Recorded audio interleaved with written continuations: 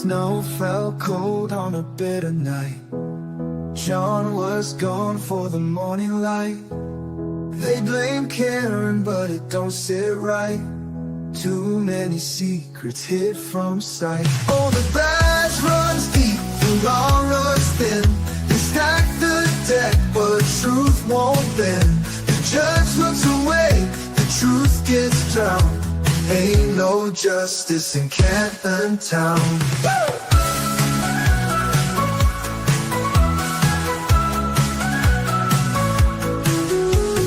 Proctor's story shifts and sways. Cameras vanish, records fade. The Alberts toast while the doubts grow strong. The folks still fight, won't be long. Oh, the badge runs deep, the law runs thin. They stack the deck, but truth won't bend. The judge looks away, the truth gets drowned. Ain't no justice in Canton Town.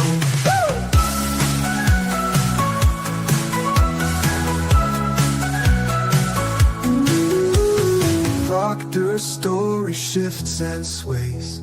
Cameras vanish, records fade. The Alberts toast while the doubts grow strong. The folks still fight, won't be long.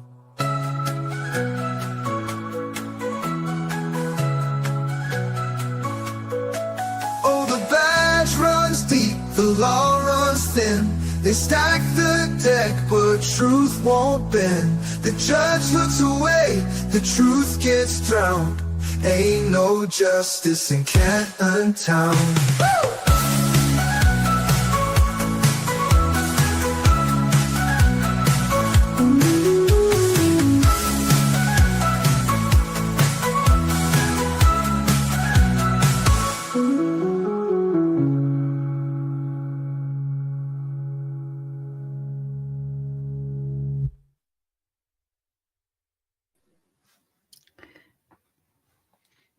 Hey everyone, I have a really annoying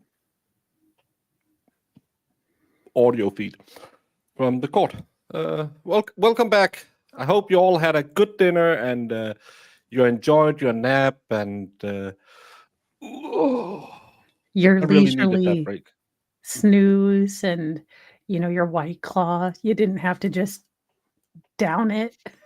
No, I was out. I did. Well, I will admit it was a short frolicking, but I did do a little frolicking because That's important. you need the frolicking. That's You do. So the I forgot to take the poll the last time. I think it was 92% think that Lally won. Over under on the time Bev will come back. She's supposed to be back in 5 minutes. I'll say we'll be ready to go at 2:00. Yeah, since I have to leave at 2 to go pick up the boys, I'm guessing she'll be right at the crack of 2. Yeah. And you actually missed out on AJ's opening was good. I would place it well above Yanetti's from last year. The third-party culprit wasn't as big a part of it. Well, it was, but it was more woven into the Bowden defense about a bad investigation. And then we had Mr. Not All, the paramedic whose heart skipped when the alarm went up. He was checking the airflow bag, Mo. The airflow bag. You know, and he's an experienced paramedic. They don't check the airflow bag unless it's really bad. And his puffy jacket that he didn't cut off. Yeah, well, it ended badly. Well, let's say on direct, he had new memories from last year because last year he remembered her saying twice, I hit him. Now he clearly remembers hearing it 3 times because, as we all know, the more you stew and think about it and watch trial coverage from last year and talk to the investigator, the more you remember what you remember. Yes. And Brennan was not at all confused about him saying it was 3 times because Brennan understood that, the more he had thought about it, he was like, no, it was always 3 times. I didn't say that right in the first trial. Yeah, I just remembered differently, and we were just about we did talk about how he clearly at the last trial remembered cutting that big puffy jacket off of him because remember they were afraid that the downs would get everywhere on the crime scene, so they were extra careful. And then he remembered he didn't do that, and they just started talking about the scratches, abrasions to his arms that he called furrows. And Yes. when they were talking about that, all of a sudden there was a sidebar called, and I Yeah. don't know why we had to go to Well, sidebar for that. I didn't know if it was because in the last trial he had made almost like a hand claw. The last thing I remember was, I guess, when he was describing the witness on the scene or on the stand actually made like a hand claw motion over his arm in the last trial. And that's kind of where I thought it maybe went wonky, but I could be wrong. Oh no, that's not what I want to do. Stop it! Stop it! I want to share this because this is funny.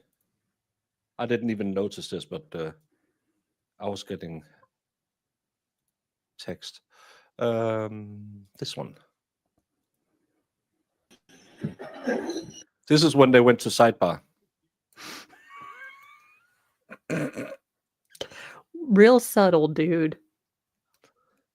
Yeah, throw out your nicotine Sidebar for pouch. just a minute, please.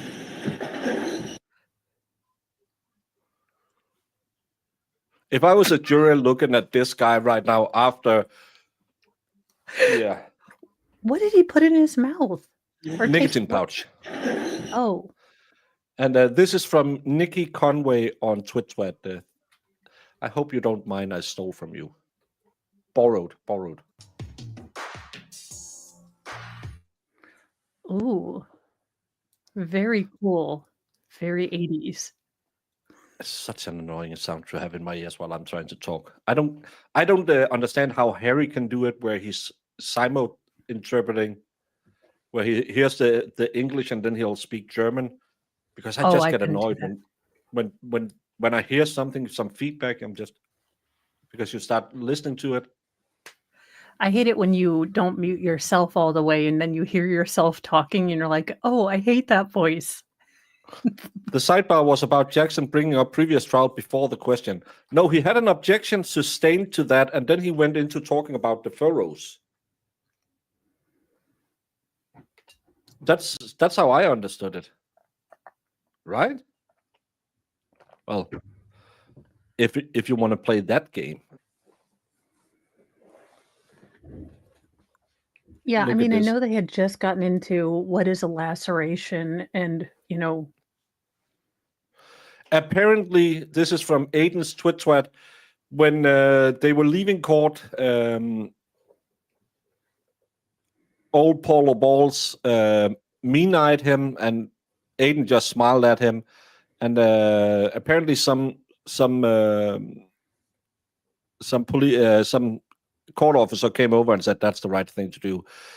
He also said something to Karen when they came home from a sidebar, or when they left, and I think they were instructed not to do that again. So I need to see. Yes, is primarily caused by blunt force trauma. right. And the hematoma and the laceration were right next to each other, correct? Yes, sir. Okay. And you indicated last year, or let me ask you this way. Is that consistent or inconsistent with a physical altercation? Objection. Is that consistent or inconsistent with a physical altercation? That's the last question when he objects.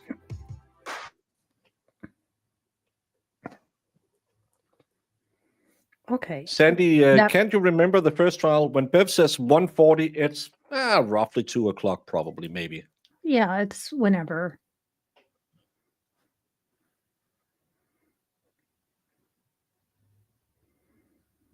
But he didn't know that's not.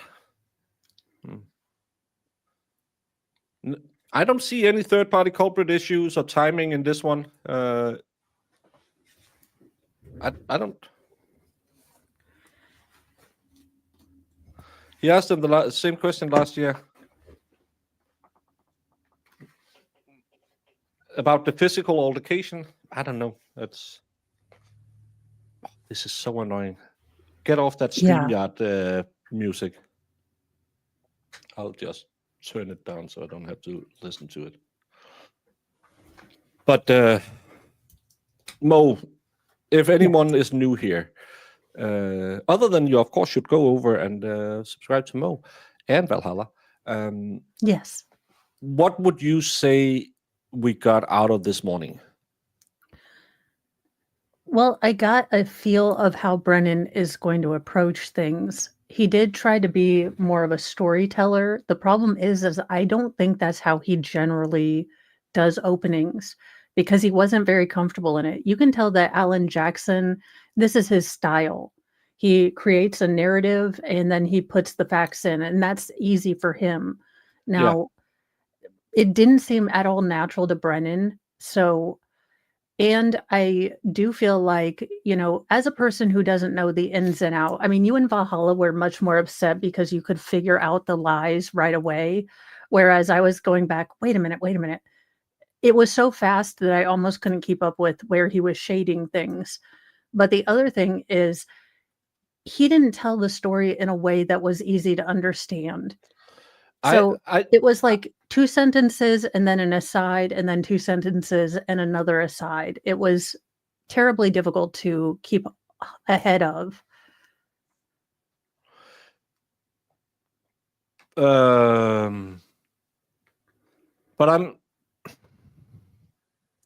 I saw something that Brother Counsel, and I wish I had, because I didn't put down the times he gave. But as he understood it, there was a 7-minute gap from they did the 3-point turn till she hit him. Yeah, that's where. Is that new? That's the slowest, fastest Lexus in history. Yeah. Because he said they parked outside and then they slowly crept up until the Nagels left. That's not consistent with testimony because they said the brake pedal was on. I believe they did. Didn't they? I might be wrong. Yeah. I don't know. Also, the thing that really confused me about the last trial was the key cycles or where they coincide with things. Because if her wheel slipped, if it was slickery outside, I could see your gas pedal going all the way down to the floor, and it's not because you're pissed off, it's because you didn't get traction and it just kind of spins. So and again, I could see you're drunk and I don't drive I haven't driven an automatic since 2018 when I was in the States the last time. But you could probably get it in the wrong gear. So you put it in reverse and you'll spin your wheels. I could see that happening. AJ is a pro.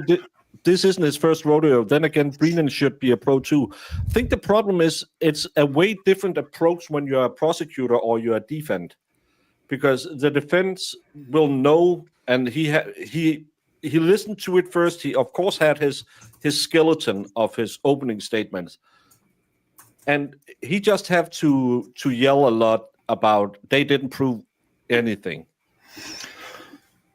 Well, the prosecution need to try and paint a picture of what did happen that night. And I don't think Brennan's... I got really confused about his timeline, and there are 3 points of data, and I only think we got 2. It's kind of like reading Cleven's book. He's very disjointed. Yeah. Yeah.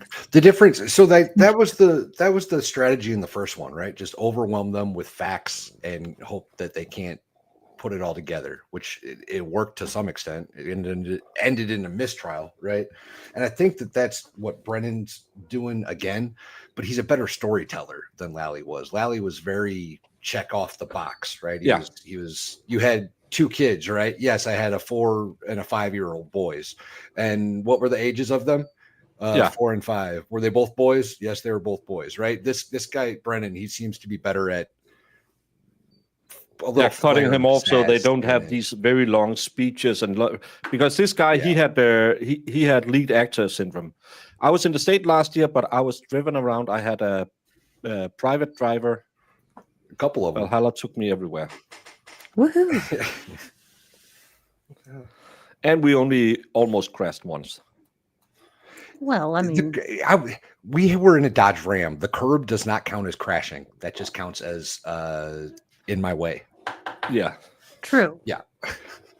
But was no, it snowing, Baker? Was yeah, it unless snowing? it's snowing. No, Yeah. it never snows here. Almost never. But that's I Maybe think purple. I think the problem is Brennan is I think he's probably a good defense attorney because he's really good at being indignated, being. He's kind of like what if he had the role AJ had. I think he would have done way better, but because of the role he has now and he can't transfer to that role, I actually think the Lally's openings last year were better. I would agree. Even though he never really talked about it. We never talked about this magical tail light that bit him. We never got to where the injuries were from. And that shady way of taking something out of context when the defense can play the full clip and show that you are trying to manipulate the jury, I don't think that's a good idea. Well, no, especially with this first witness is not the witness you want to start off with when he is so confident, so smarmy, and he's being shown to have had things incredibly wrong. I mean, this is the worst person to start off with because it's already building into the defenses, this entire thing was, FUBAR to begin with. So I think last year they kind of spread it out, right? Like last year they put their bad witnesses a little bit here, a little bit there. They started with this guy pretty early on, and then they put Yuri on the stand, who, believe it or not, I think was a pretty good witness for the state. He didn't do so well on cross, obviously, but he was pretty good witness for the state. And then they put up Proctor, and that was a complete shit show. Yeah. I almost wonder if this time around, if they're going to try to put all the bad up early, all the bad witnesses up in the front, and then space it out after that. Make it the furthest thing away from the verdict. That's what I would do. Stephen, where's the flagpole in this picture? Because this isn't where the body was found. Maybe that's what they testified to, that it was 74 feet from. But I don't think the flagpole is here. We need the flagpole to kind of. That's why I looked at what I could see in that picture because I couldn't understand where everything was. So I need the flagpole's position to try and figure out where everything is. Because do we still see that pallet? Is that pallet right there? No. To the left of where you right there? Is that pallet? No, it looks like it's some shrubbery. Okay. I was going to say, if that's that pallet, then that flag would be right at the top left corner of it. Yeah, that would be here, but it's not in the trees. There was that weird little... as I see it, I see the flag more over yonder. Yeah, that's... What the hell did Chloe do to the front yard? Yeah, that... female dogs will do that. Yeah.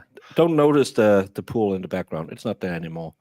Because as I see it, the flagpole is... You have the door up here to the backyard. And then the flagpole is in front of that door, which would... Because you have this weird bush that I remember we talked about the first time. If they were in the kitchen, they couldn't have seen the car if it was parked down here. Because you have that big bush in front of the window. Yeah. That'll totally... that's why Jen is such an unbelievable bad witness.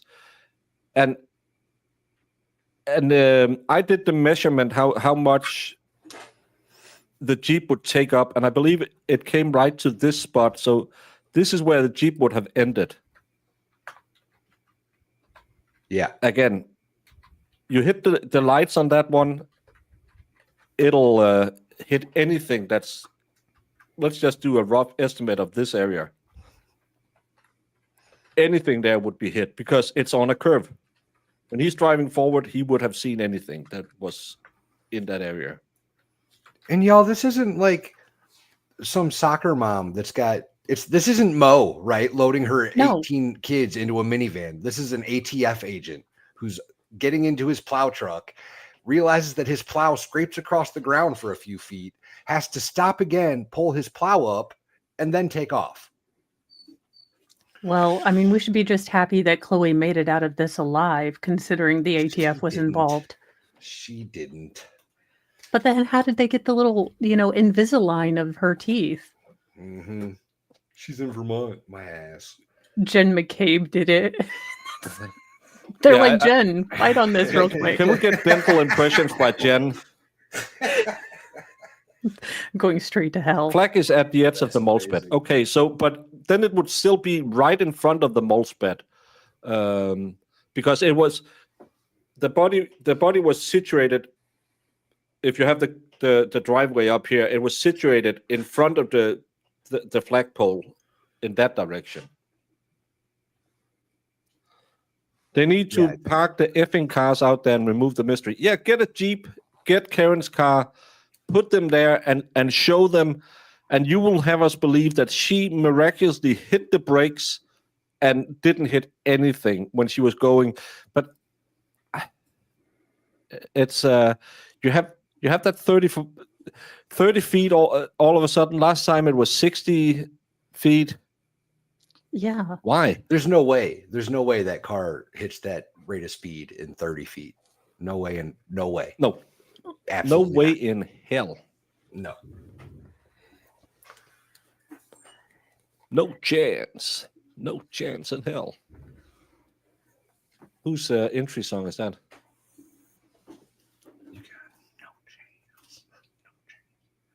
Is that HBK? Salt and pepper. No, HBK is. I'm just a sexy boy. Sexy boy. That's right. That's right. I'm not your boy toy. Boy toy. Who's the wrestler that does this stupid piece of jackassery? That's How John Cena. dare you? I wish I had a soundboard. I've got What the is John this Cena- supposed to be? Because I am You can't see me. You can't see me.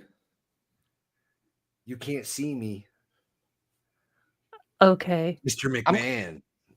Yeah, Hey. it's McMahon that has no chance, and then he does the Oh, the Stupid CEO walk like walk. the Conor Yeah. McGregor. Yeah. Oh, did you watch the new Roadhouse movie? Uh-uh. He walks around like this constantly. no Patrick whole time. Swayze, no RSVP Mo. Sorry. You just need to see when Conor McGregor comes into the movie. He looks like a leprechaun on roids.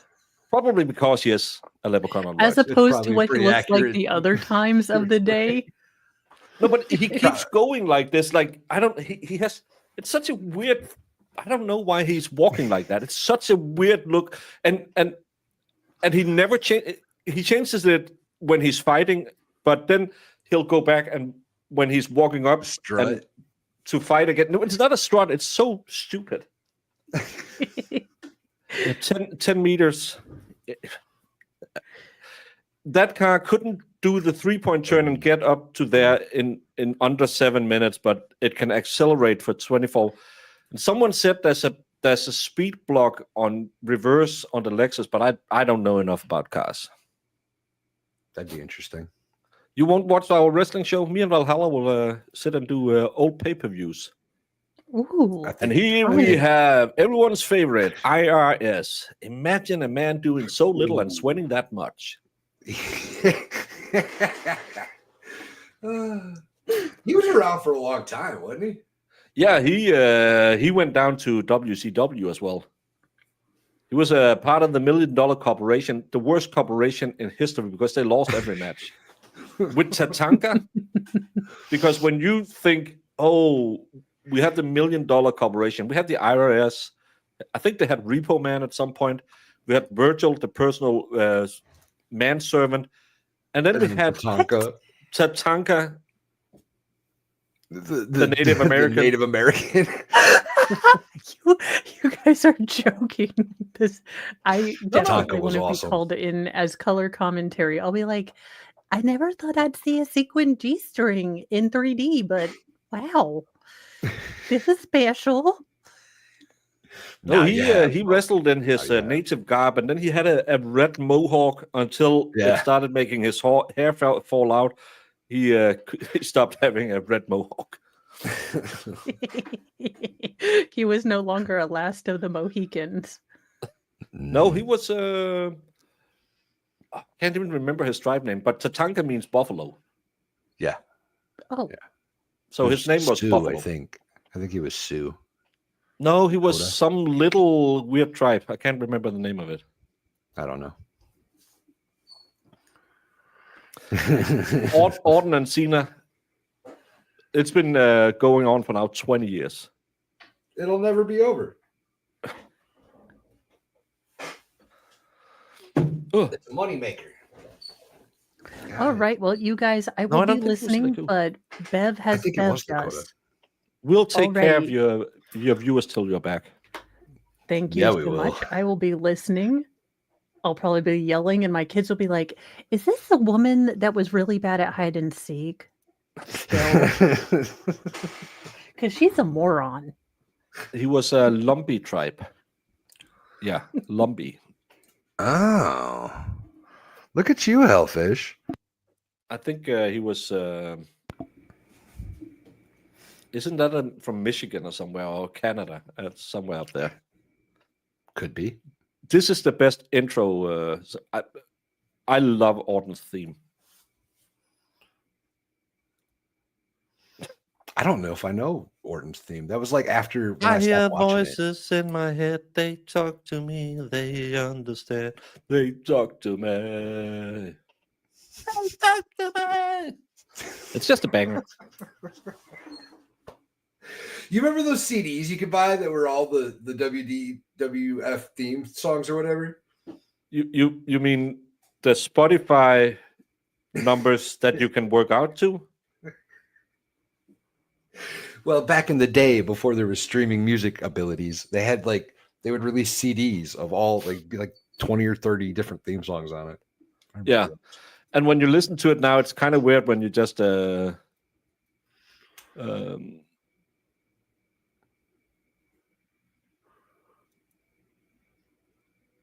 when you don't have, because 619 is a weird song to listen to when you don't have a promo package. 619. What is the overlay, or what is it he starts out saying? It's Rey Mysterio. yeah, I was I've got John Cena's intro or whatever on my StreamYard, but I don't have a soundboard, so I couldn't hit it. But it's and his name is John Cena. Da, da, da, da. I just love that when they all went down to WCW, they just got generic guitar riff 1, generic guitar riff 2. Booyaka, booyaka, 619, booyaka, booyaka. Look at you guys, a bunch of wrestling fans in here. Yeah, that's why wrestling on a budget with Jamie and I next week. Jamie actually used to watch WCW. Updated Google map. Let me see. Oh, it is in the multibet. Thank you so much. Booyaka, booyaka, 619, booyaka, booyaka. Yeah, so the flagpole would be here. So yeah, so roughly 67, 65 feet from the letterbox. But if she looked out of the kitchen window, there's no way she could have seen that. I'm not even showing the. Yeah, it's in the multibet right here, and he must have been somewhere here. I think he was further back. Up here? He was even a little further, maybe. I think he was about the same distance in as the flagpole was. No, not when you see if you go and see the pictures I shared.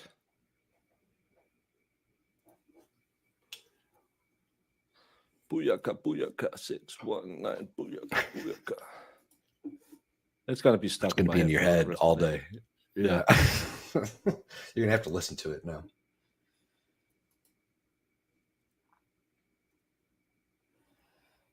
Well, do you have sound? Because I don't have sound.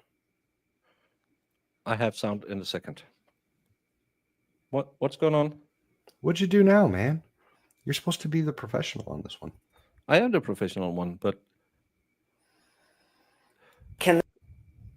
Ooh, I got sound. I think it's just because they forgot to put it over. It'll Way to be go, here in a Court second. TV. Way to go. Mr. O'Keefe. Yeah, there it is. Do you Yes, recall who is being punched in the face? Can that lead to a small laceration like you saw and a hematoma like you saw? Objection. I'm going to allow it. Can you answer that question? I couldn't speak to how that injury occurred. Is it That's not consistent? what the question was. Are those injuries, just those injuries, are those consistent with being punched in the face? Those injuries could be sustained from numerous Why won't you answer the question?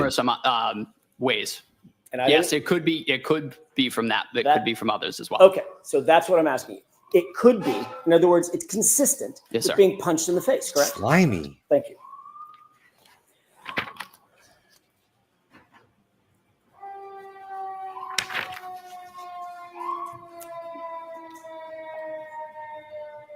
Does he know he's on TV and being streamed all across the planet? Yeah. Because he keeps making these stupid facial expressions, like nobody else is watching him. I don't think he's thinking about it. Oh my Geek God. Gods, if you follow my Discord, my mods normally share every piece of evidence in there. I'm not going to tweet all of that because I can't figure out how to clip stuff. That's why I have Jemima. I want to ask you about this statement that you indicate that you heard that now is 3 statements, 3 phrases, correct? Yes, sir. When you heard this statement, describe for me exactly where you were. What were you doing and who was around you? I was knelt at the head of John O'Keefe with a bag valve mask, delivering ventilations. Firefighter Kelly was to the right, and Firefighter Flamati was on the left side of Mr. O'Keefe, and the 3 of us together were working to perform CPR and ventilations. Yes, it was just someone who asked if I was going to share the evidence that's been presented at trial, and I said normally you will clip them and put them onto Discords. Sorry, I'm eating. You're good. And your job, and I hate to butcher it, but Nope. you'll correct me. Yes, sir. Your job was to do the airway, correct? Yes, sir. And I'm picturing a big balloon-like apparatus that you put over the patient's mouth and Exactly. squeeze it. Yes. That's as opposed to, it's an advancement on just mouth-to-mouth resuscitation, correct? Correct. Yeah. You were the airway person doing the squeezing of the bag. Correct. What was Tony Flamati, firefighter Flamati, doing? He was starting CPR, in which that point was taken over by Firefighter Kelly. Okay, so firefighter Flamati, when you say starting CPR, describe Chest what that compressions. means. What is the physical act of CPR? So you put both hands together like this, one on top of the other. No, he's wearing the same tie. And Eileen, Brennan is not worth watching, but you should do it just to hate him as much as the rest of us. AJ was better than Yannetti. Yeah. Put it right on top of the sternum, and you begin doing chest compressions 2 inches deep, allowing full recoil for 100 to 120 beats per minute, compressions a minute to sustain a cardiac rhythm. You're manually making the heart beat with each compression. Which means that is a rhythmic pumping motion, correct? Yes, sir. So if you see someone doing CPR, you're probably going to see their shoulders moving up and down and moving rhythmically, correct? Correct. Do you remember what firefighter Flamati was wearing? Giggity. You had just come off of actually, you were just coming onto a shift, so you didn't have all your foul weather gear officially, correct? I had my puffy jacket. Okay. I had my Canton Fire jacket. Got it. Firefighter Flamati, on the other hand, had a bright yellow jacket, Correct. sort of reflective and a safety jacket. Yes, sir. And he was kneeling to your left at the time doing, have I got that right? Yep, you got that right. Okay, he's kneeling to your left at the time doing chest compressions. That's when you indicate that Miss Reed walked over and made the statement. Correct. And Kelly was there as well. Yes, Let's sir. guess Kneeling right that's not on the beside camera. all three of you as Firefighter Flamati was giving the chest compressions, correct? Yes, sir. Okay. You indicated that the statement was in response to a question that you asked of my client. Do you know him? Yes, sir. Is that right? Correct. And she responded to you with the phrase that you've used. I hit him. I hit him. Right. So it's absolutely clear in your mind when that statement was made. You were knelt down over Mr. O'Keefe. Firefighter Flamati was doing the CPR, and Kelly was with the both of you when you posed that question. Yes, sir. I bet that's not how it's going It's to a look. very detailed memory. Yes, sir. You indicated, Mr. Brennan, that sticks out in your mind. Is that right? It does. Poor sap. But that's not at all what you told Trooper Proctor on February 8th, just 10 days after this incident, is it? I don't recall what I told Trooper Oh. Proctor. I thought your memory got better with time. I don't recall that meeting. I recall meeting with him, but I don't recall the extent of what was discussed. You literally don't recall anything that was discussed in that meeting in that formal interview with the lead detective on this case. We discussed the case, but I don't, in his words, I'm not sure what he put down. The proctor, formerly known as What Trooper. you said to Trooper Proctor on February 8th, 10 days after this, was you overheard Miss Reed say, I hit him one time to another female that she was talking to. Correct? Objection. Oh, did you see how he looked over instantly? Brennan was Well- ready to pop up. That's what I was going to say. That just means Brennan jumped up or whatever. Yeah. But yeah. Did you say that? I have no memory of this, Your Honor. Okay, Well- next question. Well, Let's refresh his memory. Did you say that her statement was an answer to a question posed by the female or a discussion with the female? Break that down for me, sir. Sure. Did you tell Trooper Proctor on February 8th that what you heard? Objection is really ruining my case that I made him lie on the stand. That's his objection. Yeah, It get the doesn't matter. transcript. Doesn't matter what the objection is. Bev's going to make one up. Bev needs to give this to them because remember, this is the second trial. The second trial only gets better from the defense because they can bring out his testimony from the last trial and they can bring out the transcripts. He changed his story again, and I will be magical Meg right now. You will see a lot of witnesses who have very clear memory of Karen Reed running around on the scene saying, yeah, that mother effer, I unalived him. He deserved it. And then she walked out and stamped on his head. And magically, they never really thought about it before now. They will say exactly, because as you have to remember when you'll then say, well, that's perjury. No, it's only perjury if you lie against the state. If you lie on behalf of the state, it's Who's just going to charge you? They don't charge you because your memory just gotten better. When you have 3 meetings with them and remember, oh, all the things I've said up until now, I misremembered. This is how it really Reed happens. Speaking to a female, not answering a question that you posed. Again, I don't recall that specific question. Let's get to... Did you tell Trooper Proctor on February 8th while you were rendering aid, and at the time you heard the statement, Miss Reed was actually praying over John? Your words, praying over John. I don't recall ever saying that. Well... Whoops. Well, Just a moment, Your Honor. Yes. lucky for you, we have Miss Court Reporter Who writes Yeah, down we have Trooper everything Proctor's said? report. So Trooper Proctor lied when he wrote that down. Oh no. Boom, boom, boom. Why is Janetti looking so perplexed? Did you say that you observed Karen Reed to have blood on her face from providing mouth-to-mouth breaths to Mr. O'Keefe prior to your arrival? I remember Miss Reed having blood on her face, presumably from attempting CPR. Do you remember telling Trooper Proctor on February 8th that you saw her with blood on her face from CPR? I do. So you remember that portion of your conversation with Trooper Proctor, correct? Yes, sir. She's But there, the yes. praying over John, praying over the victim, you don't remember. I don't remember ever saying that, And ever. And the statement, I hit him to another female, you also don't remember that. No, sir. Would it refresh your recollection if you were to look at a report Yes, sir. authored by Trooper Proctor? May I? Yes.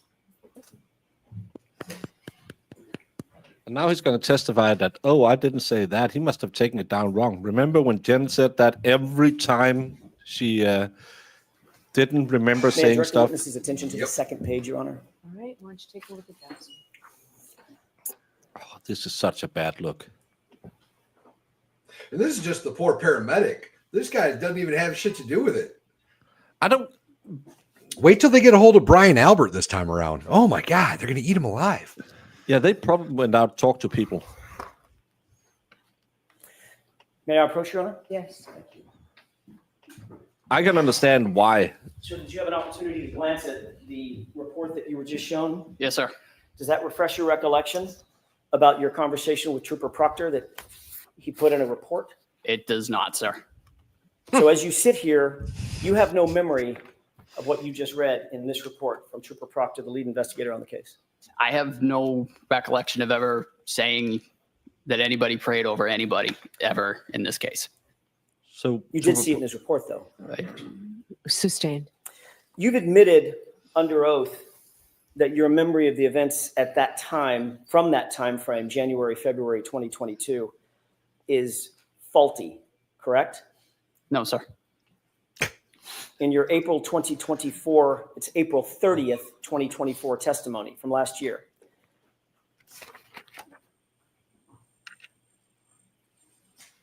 You were asked whether or not your memory was a little faulty, and your answer was absolutely, correct? Could I have a page and number, Where is please? that, Mr. Jackson? Volume 8, page 151, lines 14 through 16. It was by Unetti, I think. Brennan, you're so shit out of luck. You thought you could come in, make a cool $250,000. Well, she And did. He did. he did, but he's also going to be raked over the coals. Karen Reed had a team of great lawyers, and they had a team of volunteers who sat and looked for all of this. They have page numbers, they have lines, they have words, they have everything they need. Lines 14 through 16. I'll just allow counsel to get that up.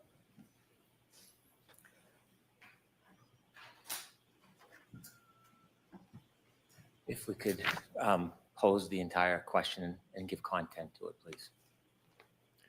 The content is he asked last year. May I? Yeah, so do you intend to show the whole question? The whole question that I asked and his answer, yes. All right, and I'll give you the opportunity on redirect, Mr. Chairman, if it's not. Go ahead. Isn't it true that in answer to the question, quote, so it's fair to say your memory is a little bit faulty as it pertains to that time frame? Your answer was absolutely. Correct? From last year? What you testified to last year about conversations that you had with Trooper Proctor around February 8th of 2022. Yes, sir.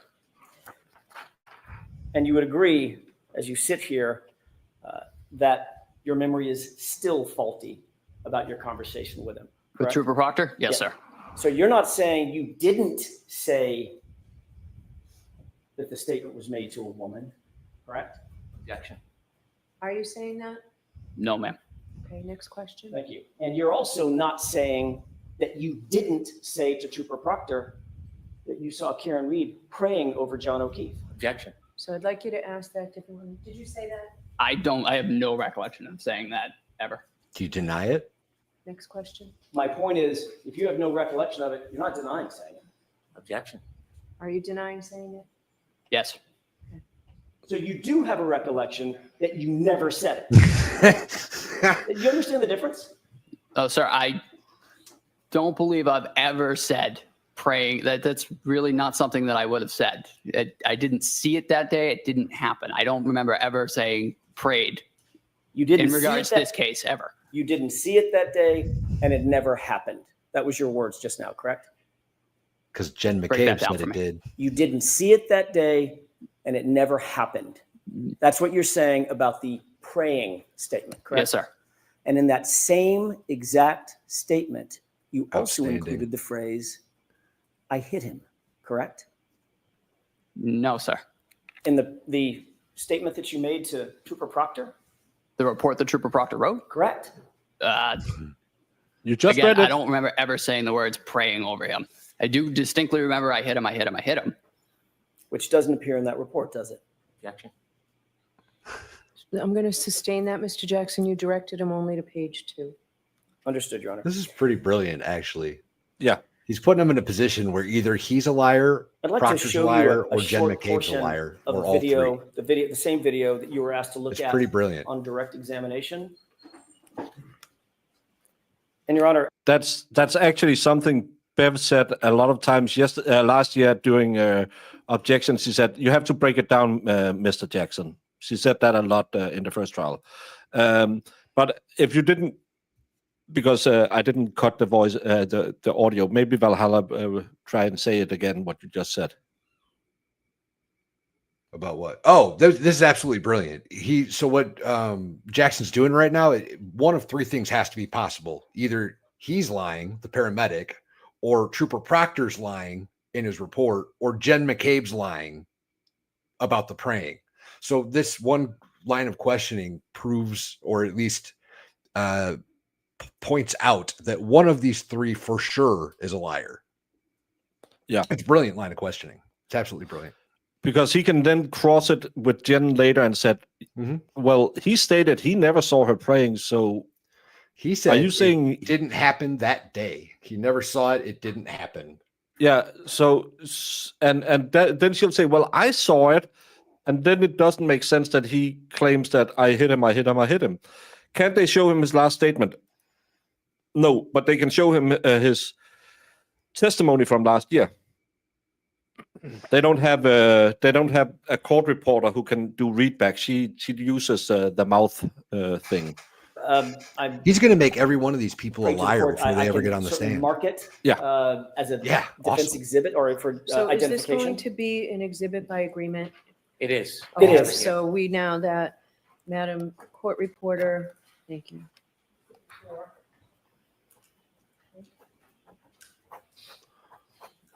More importantly, Thank you, Your Honor. Island, With court's permission, may I play a most of portion them of that aren't video going to be for the telling the jurors to publish truth. it? Okay. We can't believe any of Video. them. I'm going to start it at about, I want to say 6:55. Yeah, but the problem is he didn't say Proctor made it up. And that ship, in my opinion, have sailed. They should have tossed the case and said, we still believe she's innocent, but Proctor made so many mistakes that we have to drop the case. We believe she's guilty, is what I meant to say. We believe she's guilty, but because of Proctor's bad police work, we can't prove it because there's so many mistakes in his report and the evidence collected. So we will have to let her go, but it's still our opinion that Karen Reed did it. And everyone would have gotten off with their clean hands. Karen Reed would be out. The DA's office would be out of it. They can't. She can't sue them for anything, and Proctor would be the bad guy. Timing out sack jar. Well,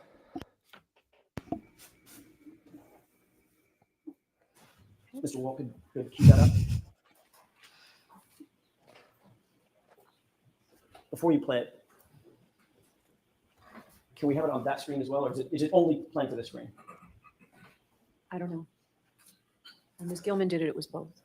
Great. There we go. All right. Before we play it, can I ask you a quick question about this? Sure. It appears that this is paused. Do you recognize this as being the same video that you were shown this morning by Mr. Brennan? I do. All right. Describe the scene. So that is 34 Fairview Road.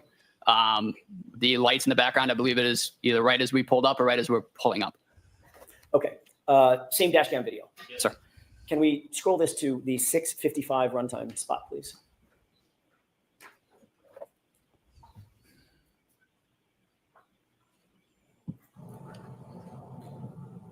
Pause it.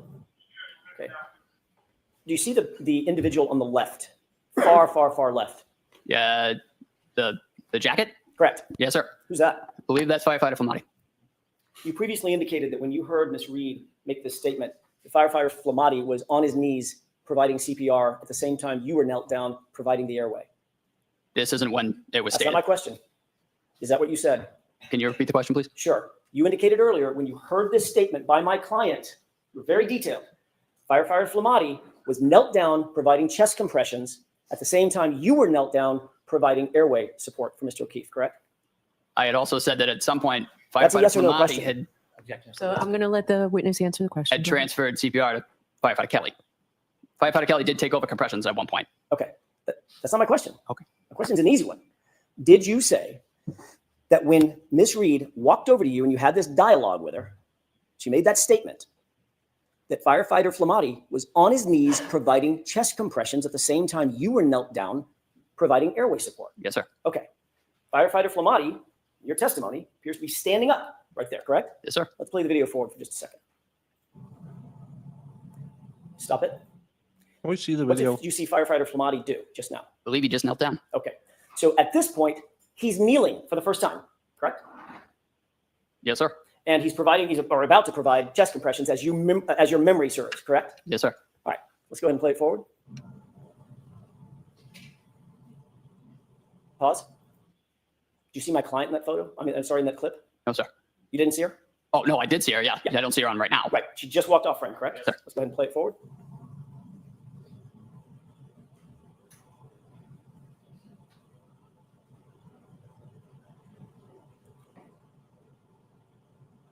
Stop it. You see my client walk back into the frame? Yes, sir. At this point, you were watching firefighter Flamati. He appears to be now providing CPR, correct? Yes, yes, sir. Okay. And my client is nowhere near you, correct? At least for this clip. No, sir. Okay. Correct. And the clip that I just played before, the few seconds that I played before, nowhere near you, correct? Correct. Is that right? Yes, sir. Let's go ahead and play it forward.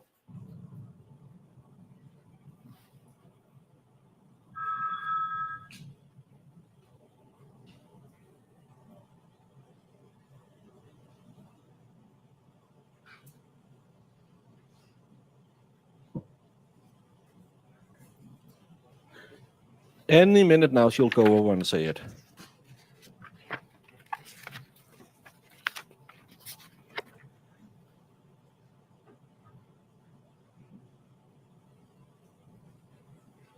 Pause it, please. What do you see happening on the screen from screen right to screen left at this juncture? We're bringing in the stretcher. Okay, go ahead and play it. Pause it. Do you see where my client is right now? You back it up 2 seconds. I'm sorry, I lost With the view. court's permission, I need to ask the Yes. court's permission. Thank you.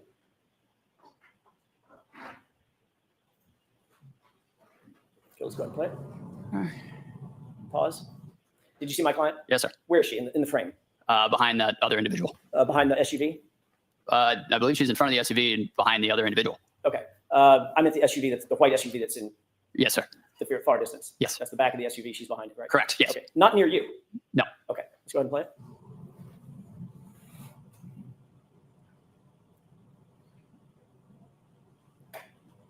Do you think he feel like he made a dum-dum now? Go ahead and pause it. Do you see what firefighter Flamati is still doing throughout this entire clip? Chest compressions? Okay. Let's go ahead and play it.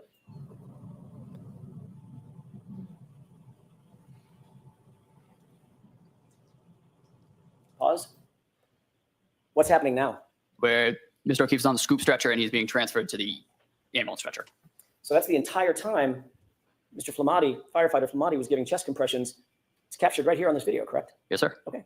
And now Mr. O'Keefe is up on the stretcher, and you are no longer knelt down, No, sir. and firefighter Flamati is no longer knelt down, No, sir. and you're now following the stretcher with, it looks like, 2 or 3 other EMTs, correct? I am not in that frame, sir. Okay, so you've walked away. Yes, sir. All right. Let's go ahead and play it forward. Boom, ba-dum, ba-dum, Pause it. ba-dum. See where my client is? Yes, sir. Go ahead and play it. Do you see firefighter Flamati or firefighter Kelly continuing to give chest compressions? Yes, sir. Which one is that? Do you know? I believe it's firefighter Flamati. Flamati? Believe so. Okay, so he's still doing all the chest compressions from start to finish. Yes, sir. Okay. But didn't he say they switched? Yeah, he did. And what's happening right now? Now we are transferring to ambulance 1. And where's my client? Right front and center. Now just move on. Yes. So when exactly did she tell you this? Yeah. When did she walk over, look at you in the eyes and say, yeah, this a-hole, yeah, he was talking about Brenda, so I just clipped him with the car. If I may have just a second. He actually might get PTSD from his testimony today. Yeah.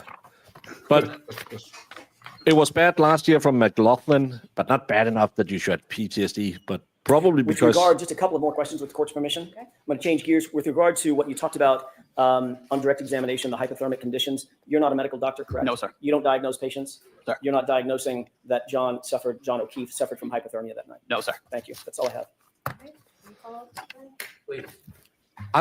I would have stated, so when did she do it, just for the jury to figure out 100% what you were saying. Yeah. So when was it exactly? Yeah, was it at any point, or did you just make it up? Firefighter Nuttall, the video hate the this defense guy. just showed you, did you notice any differences between that video and when I showed it to you, and that it doesn't have the time on it? Yes, those were 2 different time frames on that video. And when we spoke about when the defendant Hold said on. to you, I hate How many my hate, times did you wheel him into the ambulance? Just once, right? Then I think it's pretty much the same timeline, bro. What are you getting at? 2 different time frames, so you did... Did a mock What? run? What are you saying here, man? Woo! Oh, I hate this guy. I hate him, Baker. I hate him. I hate him. That's going to be a recross on that. that wasn't shown to you in that video just now, was it? No, it was not. So if we go back, will you be able to explain where you came from and firefighter Flamati came from and when you first went over to John O'Keefe? Sure. With the court's permission, Ms. Gilman, if you could start that video. I think it is 6:11, please. It's not Stop it there. Flamati. Do you see that this exhibit has timestamp on the top? Yes, sir. Okay. Please continue. We edited that timestamp in there to make sure that we know what we're talking about. It's not accurate, but we edited it in there. Oh, and I'll be back. Jesus Christ, man.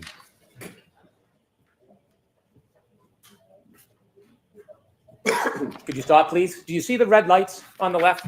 Yes, sir. Is that when you believe that you first arrived? Yes, sir. And that note says 6. Nope. He said, I think it could be when we arrived, but he wasn't sure. 6:11:05. Could you continue, please, Ms. Gilman? Oh, sorry. Let me big screen it for all of you.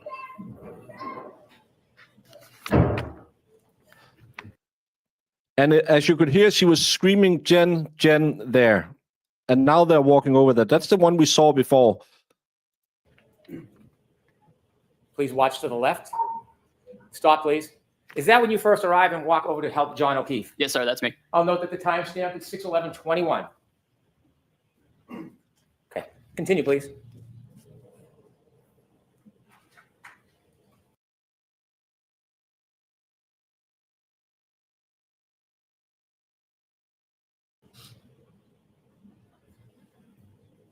Stop, please. Did you see firefighter Flamati come after you? Yes, sir. Was any of this shown to you during those questions? No, sir. Continue, please.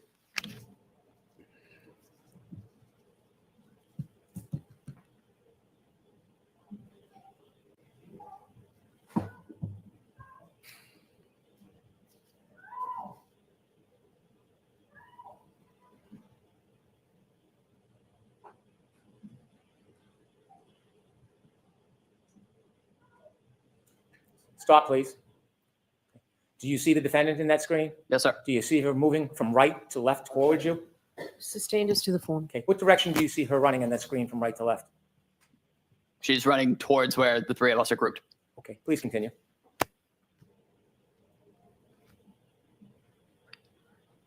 Stop, please. So in those 3 seconds is when she said, I hit him, I hit him, I hit him, while looking in his eyes when he was bent over doing CPR compressions. 3 seconds. She ran over there. All the other times she's been screaming, hollering, but in those 3 seconds, she ran over, looked him in the eyes and said, I hit him, I hit him, I hit him. For those of you who didn't watch the first trial, no one else testified like that. Is it at that time the defendant said to you that she hit him? Yes, sir. And you remember that? I do. I'm done with the tape. Thank you very much. Now, you were asked questions about your memory. Yes, sir. Okay. When you were asked the questions about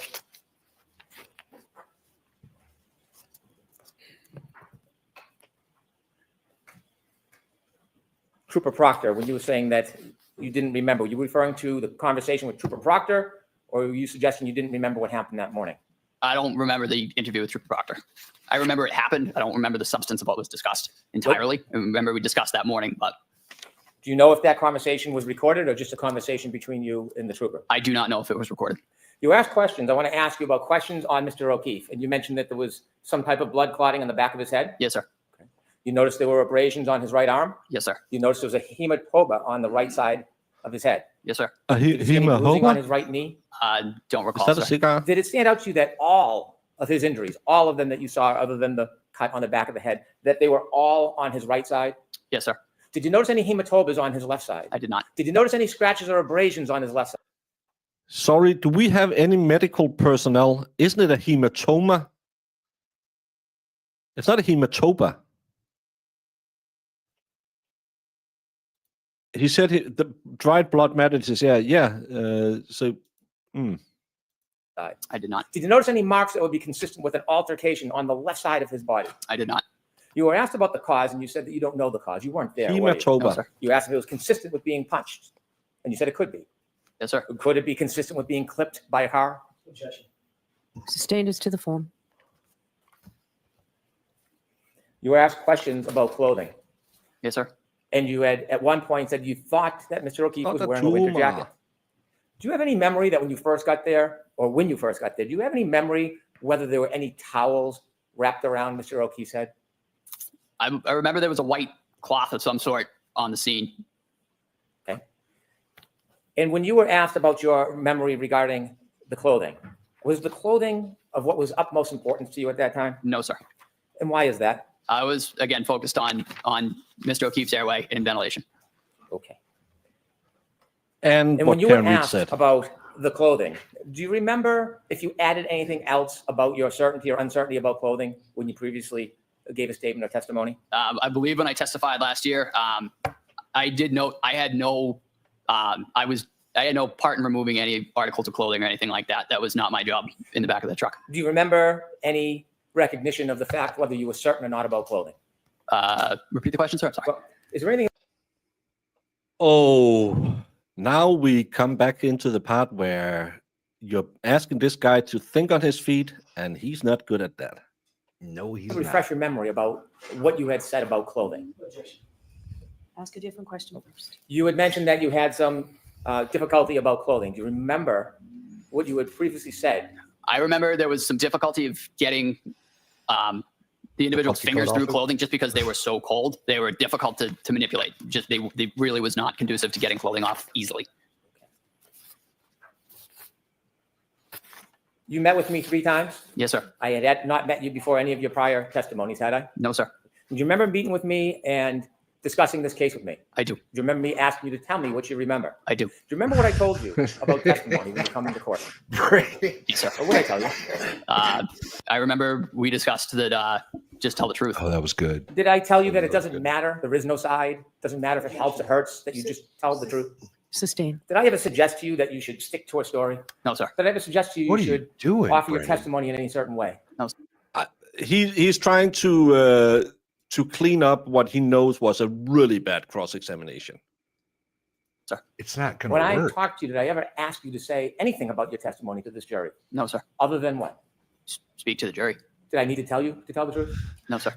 And in telling the truth, did the defendant say to you, I hit him, I hit him? I'll allow it. Yes, sir. 3 times. And in fact, do you remember, in addition to her saying, I hit him, I hit him, I hit him, when you asked her the question? Objection It's not- leading.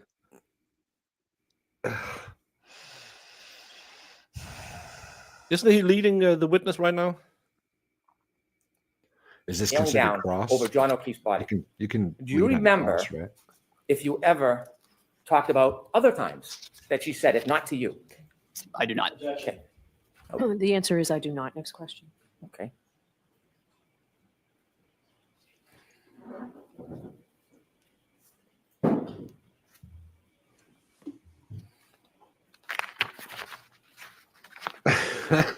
Do you remember testifying previously in this case? Yes, sir. Oh, this poor sap.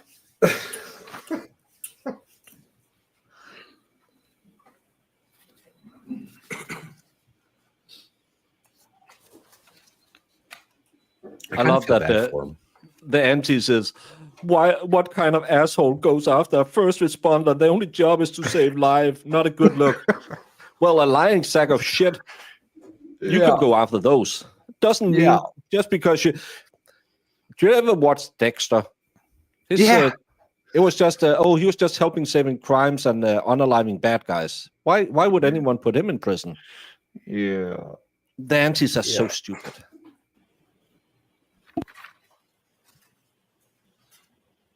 Do you remember at all discussing whether or not, after she left you, whether or not the defendant was still talking and speaking? I'm sorry, sir. Repeat the question. Do you remember after the defendant left you and made that statement to you? Do you remember This is so talking? bad. Did you hear her speak to other people after you? I heard her having conversations in the background, but that was not my focus at that time. Okay. And during those conversations in the background, did you hear her talk about that same issue again? I believe she said it several times, but the 3 times she said it to me were what stuck out to me. Okay. And when she said it to other, You Hold never on. mentioned that. Hold first on. trial. And also, he testified today that she only said it 3 times, specifically 3 times, not 2. Yeah, he not only 4, heard it 3 3 times because she said it to him 3 times, and now, she was. She might have said it to she- somebody else. Yeah.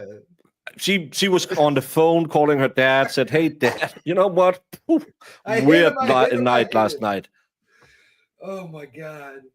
Oh, that's why you don't want a witness to think on his feet. This is why you stick to the story you planned in the 3 meetings you had. You don't have this guy because this guy isn't a smart guy. You don't have him think on his feet and try to enforce what you're trying to sell. As cheap as he was. Brennan. other people, it wasn't directly to you? No, sir. So watch the form of the question, Mr. And when she said it to- Stating the objection. When she said it to other people, do you know who she said it to? I do not. I'll allow it. When she So said the answer it. is I do not. Do you remember when she said it other times, who she said it to?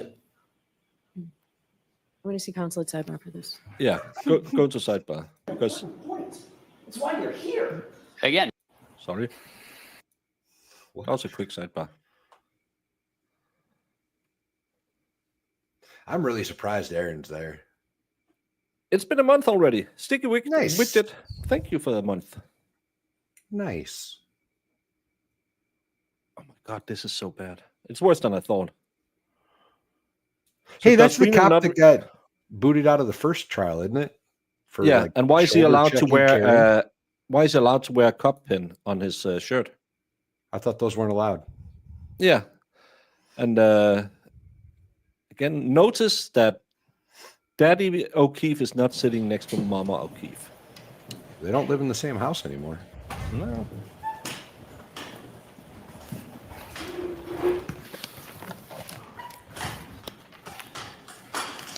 Sir, after the defendant came over to you and spoke and then left, do you remember hearing her make further statements? Yes, sir. And do you remember her making further statements similar I do. to the statement to you? Yes, sir. Could you share with the jury what you remember her saying, not to you, but after she left you? I remember hearing I hit him several other times. Again, not directed to me, just kind of off in the background. No way. This But, is like, so really, crazy. really focused on the patient at that point. No We were trying to way. provide care. Thank you, sir. What the hell? Thank you, Thank you, Sticky Widget, for Widget. becoming a member. I appreciate it. You're a member of the goat herd, and you get awesome new emojis now, like Fluffy here. Enjoy. Yeah, So now, after Mr. Brennan asks you a few questions, No way. now you remember her saying, I hit him a bunch more times. I remember hearing it in the background several other times. Really? Sir, Never mentioned that on direct examination, did you? I don't remember being asked about it, sir. I remember saying what was asked to me. You were asked, did you ever hear the defendant, Ms. Reed, say anything about I hit him? And your answer was, she said to me, in answer to my question, I hit him, I hit him, I hit him 3 times, and that's it. To me. You didn't clarify that, oh my gosh, she's running around like a chicken with her head cut off, screaming I hit him to everybody else under the sun. It was, again, it was behind me in the background Right? as I was providing patient care. Again, that was not my focus. Okay, so you didn't really hear her say anything in the background because you weren't focused on that, right? I remember hearing a generalized commotion in the background, but again, that was not our focus. Generalized, So generalized commotion is very different than hearing her say, I hit him to other people, correct? You'd agree with that. Yes, sir. So what you actually heard was the chaos and the commotion of a chaotic scene, correct? In the background, In the background. as you focused on your patient care, correct? Yes, sir. Okay, not specific words coming out of my client's mouth, correct? To the question that I posed, do you know him? You're right. We're off that question. Okay. That question, I got it. Yes, sir. Triple I hitters. Correct. But with regard to what Mr. Brennan just asked you, the generalized commotion, to use your phrase, Mhm. in the background, you didn't hear any specific words coming out of my client's mouth, did you? I heard I hit him, More times. but now. again, it was in the background and it was not my focus. And it wasn't loud Why enough didn't to you be say on that the direct? body That's cam or not the dash cam. point. That's why you're here. Again, if it was neglected on my part, it was not intentional. amazing she confessed it to a random firefighter and all the officers who were standing around at the scene who thought, nah, she just confessed to killing him. Should we hold her? Should we say, what did you hit him with? No. Should we put it in a question report? her a little bit? Should we just send her with Carrie from the scene? And then when she calls her dad, and her dad With had the her murder section weapon? 12. Send her Then- back to the murder weapon. Yeah, then send her back so she can pick up the murder weapon at the house. And then 10 hours later, we'll pick it up at her parents' house where they could have disposed of all the evidence. You know what? I did feel bad for this guy. I don't anymore. This guy's a putz. He's an Hanky idiot. panky, when you're prepping your next witness, give them this advice. Don't think on your feet. I've told you what to say. I will ask you this question. You say yes. This question, you say no. Don't think on your feet. You're not smart enough, especially when smart people are asking you questions, because you just impeached yourself. Absolutely terrible. Absolutely terrible. If this had been a defense witness, he would right now be charged with perjury. Oh, yeah. Unintentional to neglect that part for the jurors on direct examination. No, sir. Certainly not intentional to neglect that part of your testimony on cross-examination. No, sir. But you decided to bring it up on on recross examination when Mr. Brennan is asking you questions again, correct? It was asked of me. Yes, And sir. it was after, of course, that your new statement that you've never testified to before, ever. is this generalized commotion included a bunch of I hit 'ems in the background, correct? Sir, And that comes after you saw the video that clearly showed that you described having heard this statement. My client was nowhere around you, correct? that segment of the video that you showed me, Yes. that was not the time frame in which she said that to me. Well, that was the time frame when Flamati was giving CPR, correct? He was doing CPR down prior to that as well. Really? Yes, sir. You saw him standing up Yeah. in a big yellow. This is. I'm sorry. I have to tell a little story from some of my layman duties, because this happens a lot with witnesses, especially if it's a defendant who testifies. They don't understand that, oh, I'm so smart, I can talk my way out of this. Oh, fuck, I said something stupid. I said it was when Flamati was sitting next to me and he showed me that video and Flamati was not. I'll just make it up. I'll just keep making stuff up. This makes you very untrustworthy as a witness because the jury are not idiots. I know you probably forgot there's 12 people sitting right next to you staring at your lying face who saw you do the I can't breathe. You're an idiot and your mouth put you in this position because you're not smart enough. Your mouth should do the trick that some of us YouTubers also should do. Breathe in, let the thought go to your head, and then breathe out again with the words. Don't just let the words pop out of your mouth. Just send it through your brain first. This is going to be Jacket. such a better And trial. then kneel down and Yeah. start giving CPR. We just watched that video. Right. But again, the clip of the video that you showed me, Right. that was not the segment in which she said that to me.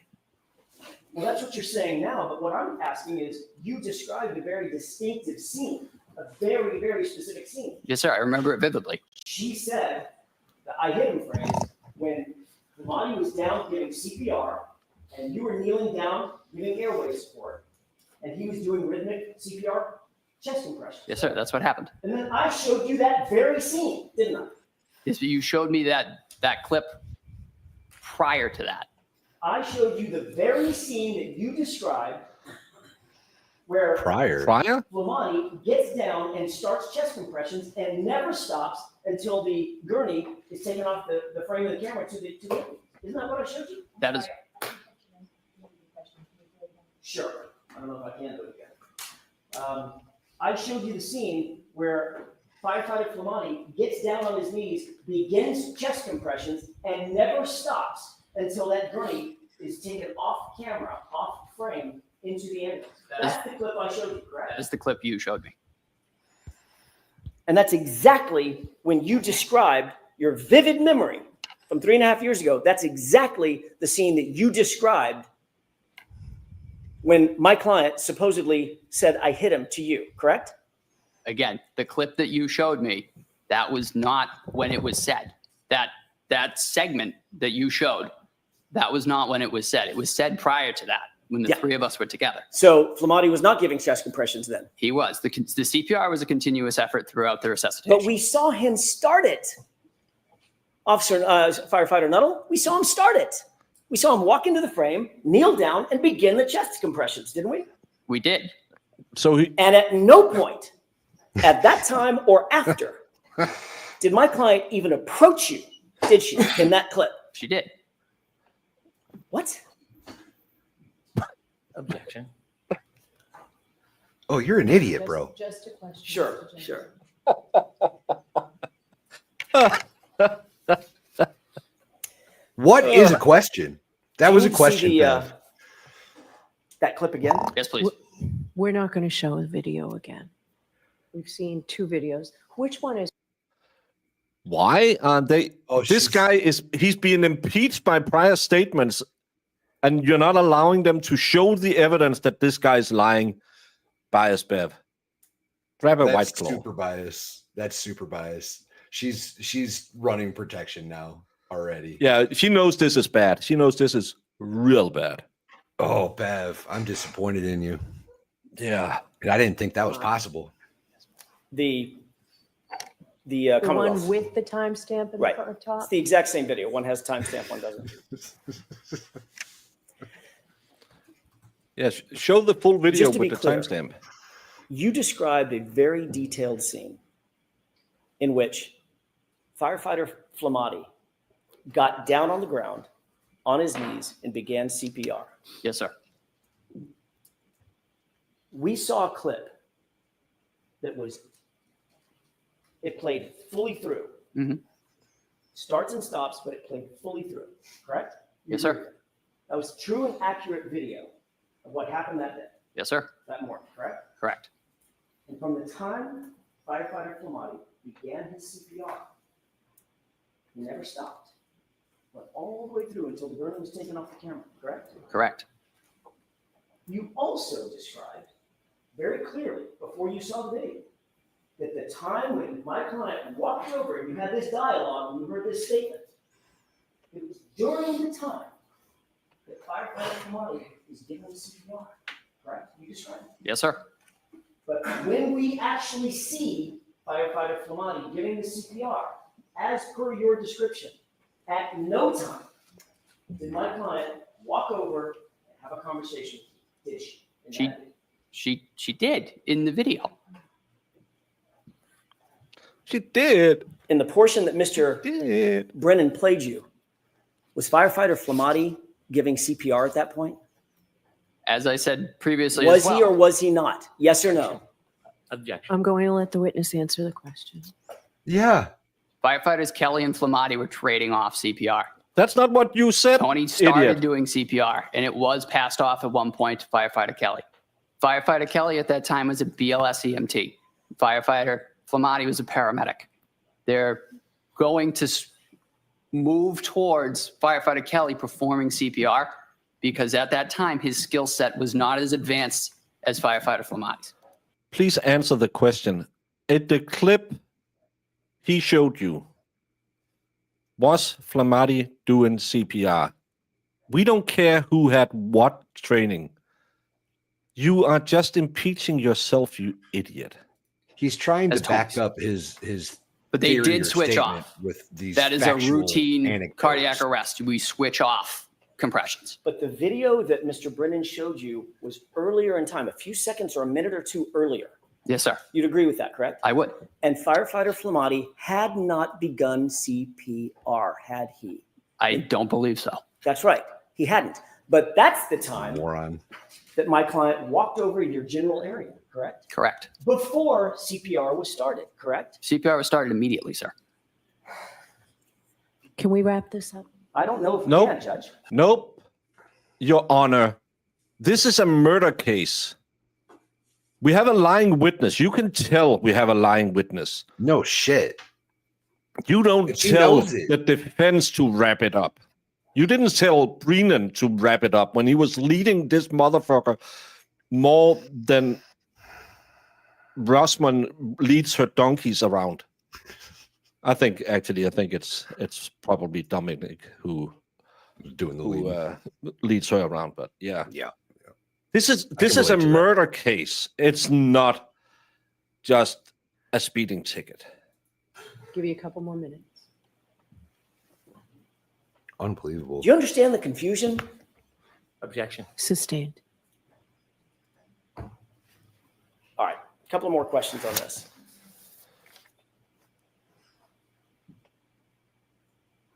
The video that Mr. Brennan showed you, Yes, sir. and you pointed to and said, oh, that's the time when she walked over and said the statement. Yes, sir. Remember that? I do.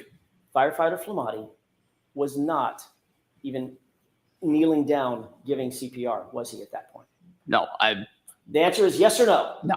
Okay, he was not. Later, We got there. as the video continues to run, at some point, we see firefighter Flamati enter the screen, kneel down in that bright, reflective yellow jacket, and begin CPR, correct? Yes, sir. You had previously said that when you heard the statement and she walked over to you, it was when firefighter Hey, Mo. Flamati was giving CPR, correct? Yes, sir. And at Can I no get point- secondhand cringe embarrassment cancer? We all have it now. I'm pretty sure I feel a lump growing on my kidney. Also, is it hematoba? Hey, Tom Have I Cruise. been saying it wrong this entire Yeah. time? I think it's. I'm sorry, English isn't my first language, so I've been saying, oh, he had a hematoma on his face. It is a hematoba. This It's is going to named be the after- longest trial ever, y'all. We're not going No, to but get through this witness. it's named after the Canadian city Manitoba, because the Oh, first that person makes a in lot more history who sense. ever had a hematoba on his face fell on the ice in Manitoba. That's Oh where my they said, God. "Oh, Okay, kind of like anyone who finds a bug gets to name it." The doctor who treated that saying, "Oh, he has a weird red mark in his face. I've never seen that before. What should we call it?" Hey, my name is Hema. Oh, funny, and we're in Okay. Manitoba. Let's put it together. It's a hematoba. Oh, also that's the so puffy jacket, that's not important now because he was saving a life. I thought he had the like laser focus of an army ranger / ninja turtle. good. And You thought wrong. You thought wrong. I say hematoba. You say hematoma. At no point. I say We need- tomato, you say tomato. in my I time, love it. Mo and I will be practicing that song till tomorrow. That was the Red segment Solo that you Cup the showed me. musical. You indicated on on redirect, that Mr. O'Keefe did not have any injuries to the left side of his body. Not that I recall. Isn't it true that Hey, Tom. in addition to the egg on the right side of his head, he also had a black eye on the left side? I remember that the swelling had started to, it's referred to kind of as raccoon eyes. It's a bruising of both eyes. Do you remember battle saying- signs. Do you remember saying, in answer to the question, did it look like, in addition to the egg on the right side of his head in the front, did he also have a black eye on the left side? Your answer is, if memory serves correct, yes. Yes, sir. So it's not true that he didn't have any injuries on the left side of his body or face, How correct? can this be the first witness? That if it's swelling so bad? kind of migrates over time to both sides. That is a common occurrence for both eyes to be swollen. Did he have an injury to the left side of his face? He did not. Did he have a black left eye? Yes, he did. Would you consider That's a black an eye injury. an injury? Yes, sir. Let me ask you the question again then. Did he have an injury to the left side of his Oh, face? this Yes, guy sir. is terrible.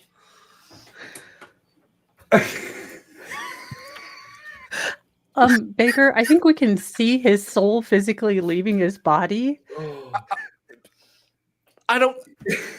he might move. He really might move to a different state and county. Sir, I'm Can just I telling get you, secondhand invest in PTSD good from being wigs, cross-examination? Oh, this is terrible. Did he have an injury? No. Is a black eye an injury? Yes. Did he have an injury? Yes. it could be going better for the state. Again, hanky-panky. Take it from someone who have been doing jury duty for close to 14 years now. Tell your witnesses not to think on their feet, even if they're trying to help you, because they sound really stupid and it sounds really, really like they're lying, even though he, of course, never lies.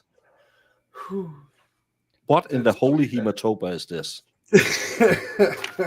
Holy Heba-toba, Batman. Oh, He's got a hematoba. Someone stop him. It's fully automatic. just wait for the third trial. Allison, don't you jinx us. Oh my God, no. No, I'm not doing the Riri trial. One Look, last I don't think the question. Habsburg You, jaw can take it. indicated that it was a chaotic scene outside on that front yard. Yes, sir. No. Fire engines, ambulances, patrol vehicles, engines running, diesel engines, flashing lights, people screaming, people talking. Oh, over the this is howling good for wind, the Alberts. correct? Yes, sir.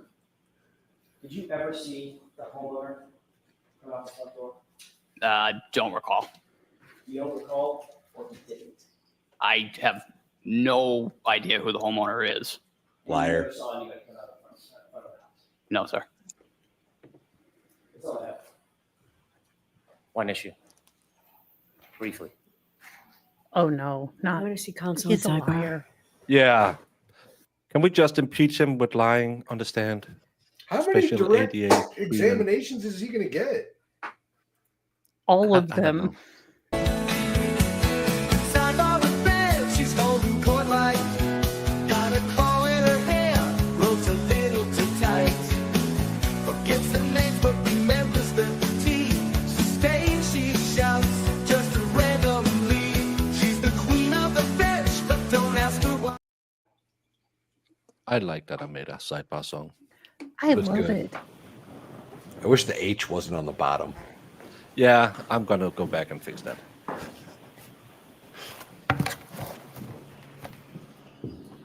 Come on, rehabilitate your witness.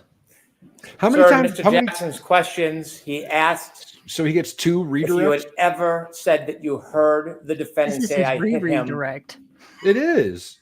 This is the third time he's separate from talking to when this she witness. approached you.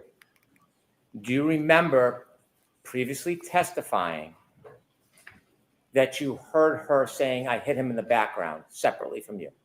Yes, sir. You remember When? testifying that before under oath Yes, sir. in court? I do. When? Anything, Mr. Jackson? Where? When did who what? First, you only heard it twice and you were alone and you were the only one hearing it because you asked her what happened. Now Am I the you only one heard freaking out? My bad. now you have heard her running around on the scene constantly yelling, I hit him, I hit him, I hit him. And you testified to that in the first trial? Did I miss something in the first trial? Is he maybe talking about the grand jury? I'm thinking they're looking at their spreadsheets right now and see if it happened anywhere.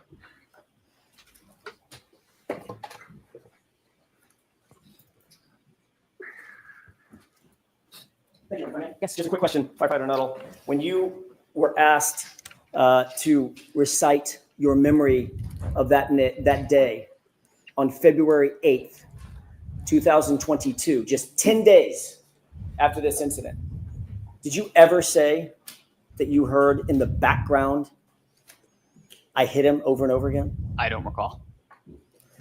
All right. When you testified at the grand jury, last question, when you testified at the grand jury, did you ever say that? I don't recall. But again, your memory is better now than it was then. Yes, sir. Yep, that's how memories work.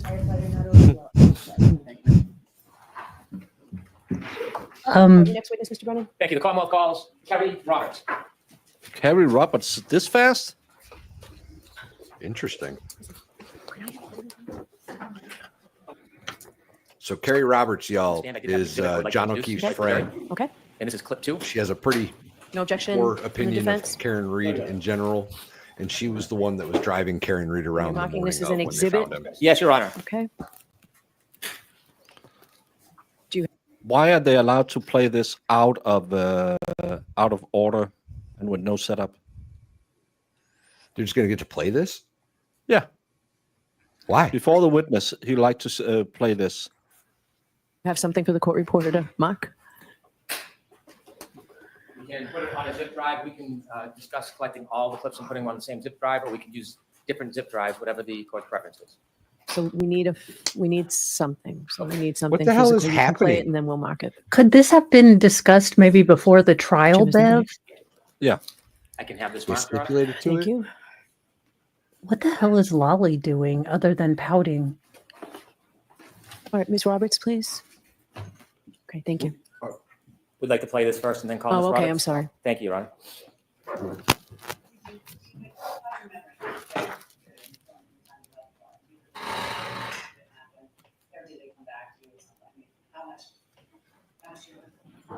I remember it, but I question, do I remember it because it's been relived so much? I mean, when I see the video of me driving from the waterfall, like what I just described, tapping the brakes when I crossed the intersection, Washington over Sherman Street, do I actually remember that I kind of slowly proceeded through that green light? No, I don't actually remember that. But I've seen the video so many times that you then question, did I remember on my own or was my memory chugged? But I also wondered, did I say, could I have hit him?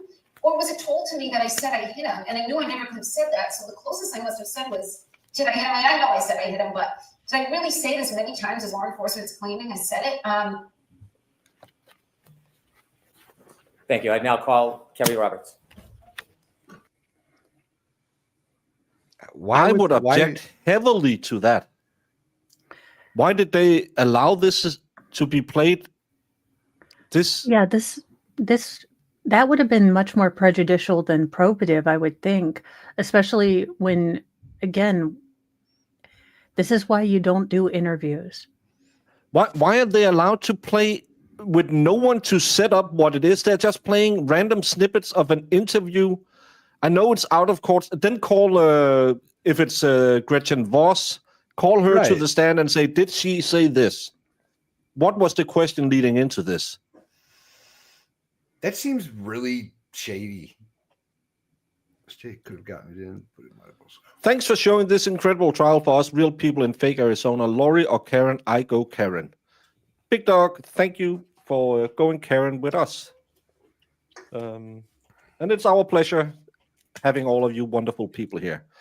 This is the state could have gotten it in, but it might also come with a bunch of other parts of the video. The defense that was worse, so they just stipulated to this small snippet.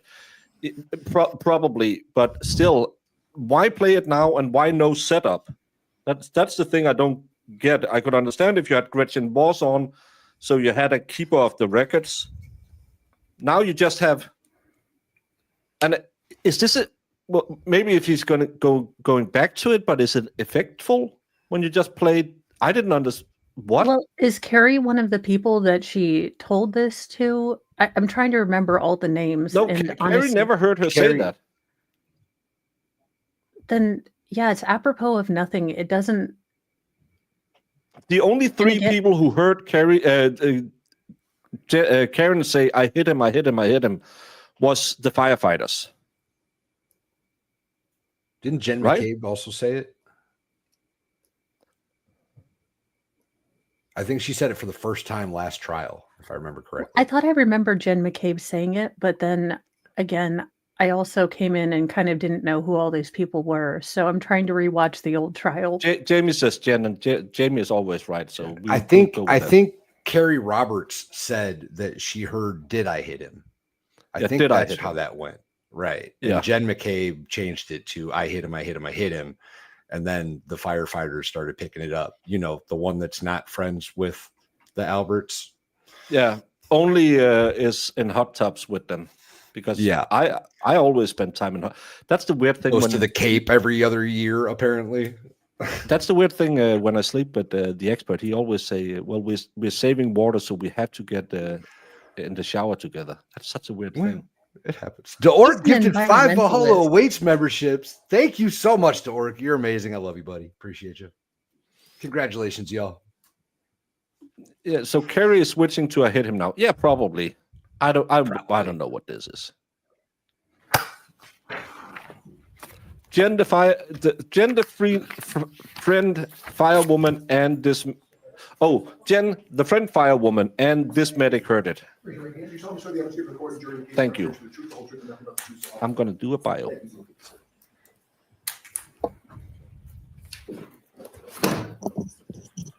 She went darker with her hair. Okay. Still All right, doesn't Mr. trust Brennan, the whenever you're eyebrows ready. guy. Thank you, Your either. Honor. Good afternoon, ma'am. Good afternoon. Could you please introduce yourself to this jury? Hi, my name is Carrie Roberts. Ms. Roberts, where do you live? I live in Canton, Massachusetts. How long have you lived in the area for? I was raised in the Boston area, North Shore, South Shore. I went to high school in Braintree and I moved to Canton about 12 years ago. Do you live alone? No, I live with my husband and 2 children. How old are your children presently, this day? My son is 13, my daughter's 15. Do you work? Yes, I do. Without identifying specifically where, can you share with us a little bit about what you do? I'm an executive assistant and I've been with my company for 18 years. Ma'am, if you could just move the microphone just a tiny bit closer. Thank you very much. You have 2 children, you're Yes. married, Yes, and you live in the area. yes. I want you to tell us Those whether are real you know a eyebrows. person by the name of John O'Keefe. Yes, I do. Would you be willing to share with us when you first met Mr. O'Keefe? Well, I went to high school with John in Braintree. He played soccer. I played soccer. So we probably hung out in middle school, but we went to 2 different middle schools. And then I hung out with him more in high school. He was a year older than me. His sister was 2 years older than him in school, and his brother was younger. So at some point, I was in high school with each of his siblings. Did you at some point become friendly with John O'Keefe? Yes. Could you tell us about that? When his sister Kristen passed away, and then her husband Steve passed away, they lived in my neighborhood. John took over for the children and moved into my neighborhood as well. When John took in the children, did you offer any assistance or any help to him? Yes, before John was even going to take over, he was going to potentially move in with his brother-in-law and the children to help out. And then when his brother-in-law passed away unexpectedly, John took over, and I jumped in because I was a friend from high school that he knew, and he had all kinds of people helping, but he sort of said, I'm going to lean on you for right now because I know you best. And I knew his parents and his siblings. And so I introduced him to my husband, and we jumped in. It was, preschool drop-offs, preschool pickups for my son and his son. And just from then until the time of his death, we were just friends, very close friends, and we hung out all the time. The children hung out all the time, and he was the emergency contact list at my children's school to call if something had happened. Were you close friends before he took over the care of the children? No, I wasn't very close friends with him then. Were you close with his family before he took over care of the children? No. Did your friendship with him develop after he took care of the children? Yes. You mentioned you have a son. Yes, I do. And is your son the same age as John's nephew? Yes. Was there any common interests or activities that engaged your son with John's nephew? Well, they went to in-home daycare together. They went to preschool together. They went to pre-K together, and they went to elementary school. They played baseball together since they were T-ball. My son plays hockey. Patrick tried hockey. He didn't like that. So we spent a lot of time at the baseball fields together. As you spent a lot of time together and had mutual care of children, did your relationship with him grow closer? Yes. And can you share a little bit with the jury how close? How you became? close? Well, John was a bachelor, and he didn't have any children of his own. So when he took over for the children, he sort of, leaned on us to kind of guide him and, all the things to do if there's someone has a headache and, if there's an ear infection or, he had his mom and dad also helping as well, but I was right up the street. So if I would go to BJ's, I would call and say, can I grab you anything? Giggity. Do what now? I would go to Walmart, any of the places I would go, I would call and say, do you need anything? Can I help you? Can I grab something for you? And he did the same. We just sort of all chipped in and helped. As your friendship grew, could you This tell us a little friendship bit is way more sus than about I your thought it was relationship with last John? trial. John and I were very close. We spoke on the phone and hung out. He became very close with my husband as well because he was right down the street. But we just had a friendship, a very close friendship. Tell us about the day-to-day activities and how you would try to assist John with the children. Well, John moved across town. I don't remember when. I forget how many. Patrick, I think, was in 5th grade or 4th grade. And I would take him home with me on Wednesdays because John would be working. So it was more of a, if he was at my house and my daughter needed to ride the other side of town, he would take her with him. We were just very close friends. We did a lot together. We would do baseball tournaments. So that's what I'm going to tell little D. No, it's just a gas station. Together. We would have drinks together. We would, all the things friends do. As you grew closer to John and helped with the children, did you become closer with his family? Yes. And who specifically did you become closer with? Mrs. O'Keefe and Mr. O'Keefe, his parents, and Paul, I would see from time to time, but not a lot. He doesn't live in Canton. But Mr. and Mrs. O'Keefe would be there all the time to help as well. And Mr. O'Keefe would take my son and Patrick, the nephew, out to Dunkin' Donuts all the time. Can you tell us a little more about the collective effort of other After he people, jumped including up his family, Karen's helping butt for John raise donuts? these children? There was a lot of us that jumped in to help. It was What not a just me. There was a lot of Kaylee's friends' parents that jumped in and helped out for Kaylee, his niece, and Patrick. There was a lot of us that helped out with Patrick. All of the community all came together to help him because there was this guy that just lost his sister and brother-in-law, and he stepped in to take care of these 2 kids, and he didn't really know what he was doing at first, but he got the hang of it pretty quickly. You have a son that shared a lot of interests with his nephew. Yes. You just asked that question. He didn't Yes. like playing hockey. He also had a niece. Yes. Did you spend more time helping with his nephew or with his niece? With his nephew. Were there other people in the community you knew of who spent more time helping with his niece? Yes. And who was that? Jen McCabe. Did you know Jen McCabe? I had met her once. John got a discount at Reebok, so he would take the kids.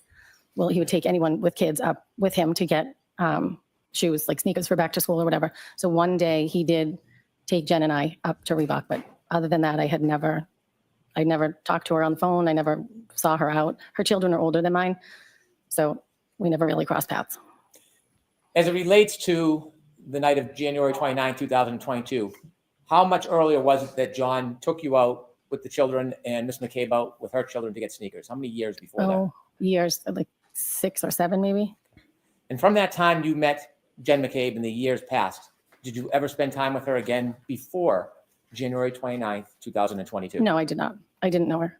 Were you friends with her? I was not. Did you speak on the phone with her? No, I did not. So other than that one meeting, you were strangers? Yep, that was the only time. I knew her. I knew of her. She has 4 girls, but I didn't know her.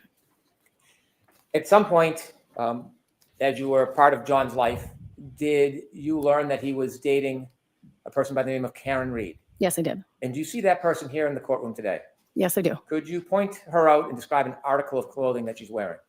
She has a black suit jacket seated at the front table. When did you first become familiar or know about Miss Reed? July, I think it was, of 2020. John, we were having people over, and so I invited him, and he said, I'm going to bring Karen over. And I was like, I don't know who that is, but okay. He assumed I knew because he had been dating her for a little bit, but it was COVID, so we didn't see him very often during that time. So Karen came over that night. This is early 2020? I think it was summer, so I think it was around June or July. Briefly, just tell us a little bit about where and the circumstances of meeting John and Karen for the first time. They came over to my house, and we hung out on the back porch, had some drinks. There was music. Kids were around. Just a nice, normal summer night. We had other people over as well. Over the next coming months, did you become more familiar with the defendant? Yes. Did you see her more often? Yes. And could you generally describe to the jury how you learned more of her and saw her more often? She would take care of the kids a lot. Mainly, well, not mainly Patrick, but not mainly Kaylee either. She helped out a lot with the kids. So if we were at baseball, she would come to all the baseball games, or she would drop off or pick up my son or Patrick if they were going to the golf course or the driving range. Would you see her during events with your son and John's nephew? Yes. We did baseball tournaments. And so when you go to baseball tournaments, would that be away, an overnight type trip? one of them was down the Cape. How often would you spend time with John and the defendant? Yeah, it's everything in this community is drinking. It seems like there's always booze involved. Not To be fair, you are living in Boston. I mean, outside of Boston. outside.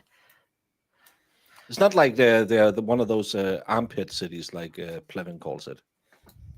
Oh, I didn't know that there were. Then what are they? The appendix city? The spleen city?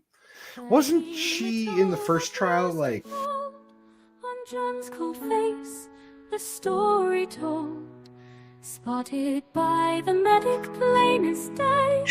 They claim a car just drove that way. An arm was raised, a strike, a line. And for 8 cents a day, you can bring these women's eyebrows back to normal. Goodbye. That was the Holy Hematopa song. outstanding? Outstanding.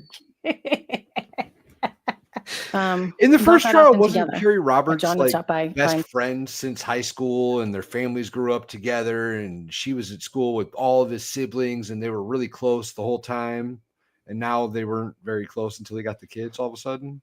Yeah, they knew each other from high school, and she was a year or two ahead of him. Is there no drinking in Dollywood? No drinking in Dollywood. Dollywood is Not in the- dry. It's Yeah, dry. well, the park itself is dry. Myself. My husband would go out more with John, but I didn't spend much time with the two. Not a lot of time outside the baseball field. Did you become friends with the defendant? We were friendly. Did you ever spend time alone to go out or socialize? I did not. Would This you is so see her strange. when you would pick up or drop off kids, or she would pick up or drop off kids? Yes. Did you ever speak to her on the phone? Yes. In relation to what? Corresponding with the kids, pick up, drop off, mainly Ryan and Patrick. Not about Kaylee. Did you ever spend any important dates or times or holidays with John and Miss Reed? No. I want you. Yeah, wasn't she kind of jealous of her? Yeah, she referred to Karen as the babysitter with benefits. Yeah, that was Oh, her I statement. wonder if that's going to come out on Cross. Jen McCabe got it in last time, not her. Yeah. Oh, Yeah, she was just a babysitter with benefit. Carrie is a talker. Carrie's a talker. Yeah, It we don't was- know each other. We never really knew each other, but we drove over to drop my Proctor's house. Yeah, Proctor's house, dropping Carrie's daughter off. Yeah. We didn't know each other. First time I ever met Jen was that morning. But then she just happened to be at Proctor's house one time because Carrie was driving and Jen was in the car and they dropped off the daughter over at Proctor's house and then they sat for like an hour in the driveway with Proctor's wife. Yeah, because Carrie is a talker. Because Carrie's a talker. okay. I missed us that ahead part in Girl because I'm January like, I'm 28th, out. 2022. Okay. On January 28th, 2022, do you remember that day? Yes. Generally, what do you remember about the day of January 28th, 2022? There was a blizzard coming, and it was my daughter's friend's birthday. So we were going to be going out celebrating that night, but we did it on the early side because there was a blizzard coming. What was your plan for that evening? We went bowling. We got dinner, then we went bowling, and then I came home because I wanted to be in before the snow started. Had you communicated in any way with John that day? Yes, he texted me. My son had had an issue at school. Patrick had been dismissed, I think, for a doctor's appointment. So he did text me to see how my son was doing. Did you simply text or did you get a chance to speak to him that day? I believe we just texted. Did you go out that night after bowling? No, I did not. Was your husband home? Yes, Did he go out that night? he did. He went out with John. And do you know where he was planning on going? They went to McCarthy's, a bar in Canton Center. Had you been to McCarthy's before? Yes. Can you just briefly describe what McCarthy's is? It's a restaurant bar. There's a large bar in the middle, the seating on the left and the right. It's right in the center of town. Do you remember about what time your husband went out? I do not remember exactly. I don't know if I got home and then he went out, or if he was already gone when I got home. I don't remember, but it was he went out around the same time that I arrived home, which was on the earlier side. How many times had you been to John's home, would you say, over the past couple of years before this night? Oh, many. Many times? Many times. Were you familiar with the house and the driveway? Yes. May I approach John? Yes.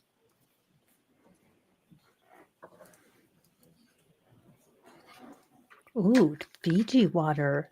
Fancy. She went to Wawa. Should I return to the podium and ask the question? You John? can ask them from there. Thank you. Ma'am, I'd ask you to take a look at that photo in front of you. Do you recognize what is in that photo? That is John's house. Is that a fair and accurate depiction of how his house looks? Yes, it is. I'd like to move this to evidence, please. Okay, any objection? No objection.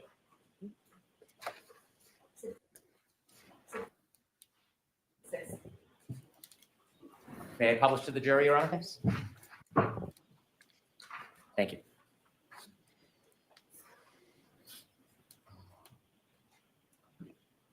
Thank you. Can take it down. I've shown you a second photo. Do you recognize what's in that photo? Yes, that's John's driveway. Is that a fair and accurate depiction of how John's driveway appears? Yes, it is. I move that into evidence. No objection. Okay.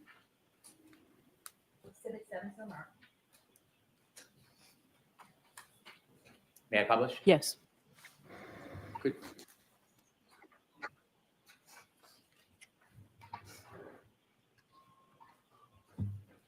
Thank you. I'm showing you a third photo. Do you recognize what's in that photo? Yes, And could you share with the jury what's in that photo? it's the side of John's house looking up from the driveway. Is there anything you notice on the side of the house? The lights or the ring camera. Are you guessing or do you know that's a No, ring camera? I know there's one there And how do you know that? because I Renan, when you prep your witnesses, tell them what they have to notice. Because when Yeah. she looks up and says, the lights, the ring camera, it seems like she's just guessing to make you happy. Yeah.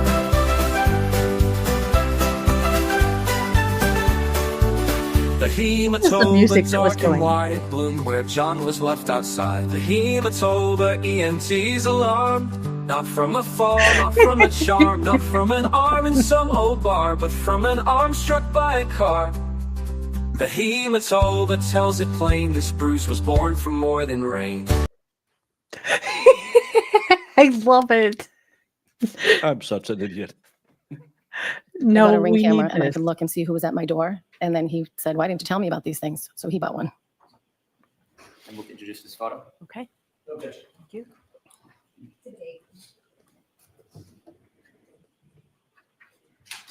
May I publish it, Ron? Yes. Ms. Roberts, with the laser pointer, could you just point at the picture and show where the ring camera is? Are they going back to the good old deleted ring camera? Yeah, I think they're going to touch that again. Oh, for the love of Cheetos. On this screen? Yes, please. Whichever one you can do. Why isn't it working? Nope. It's on. It's going well for the state. Okay, well, you know what? Rather than use the pointer, why don't we describe, can you describe where you see the ring camera on that picture? It's in where the two lights are under the top window. Okay, thank you. We can take that down, please.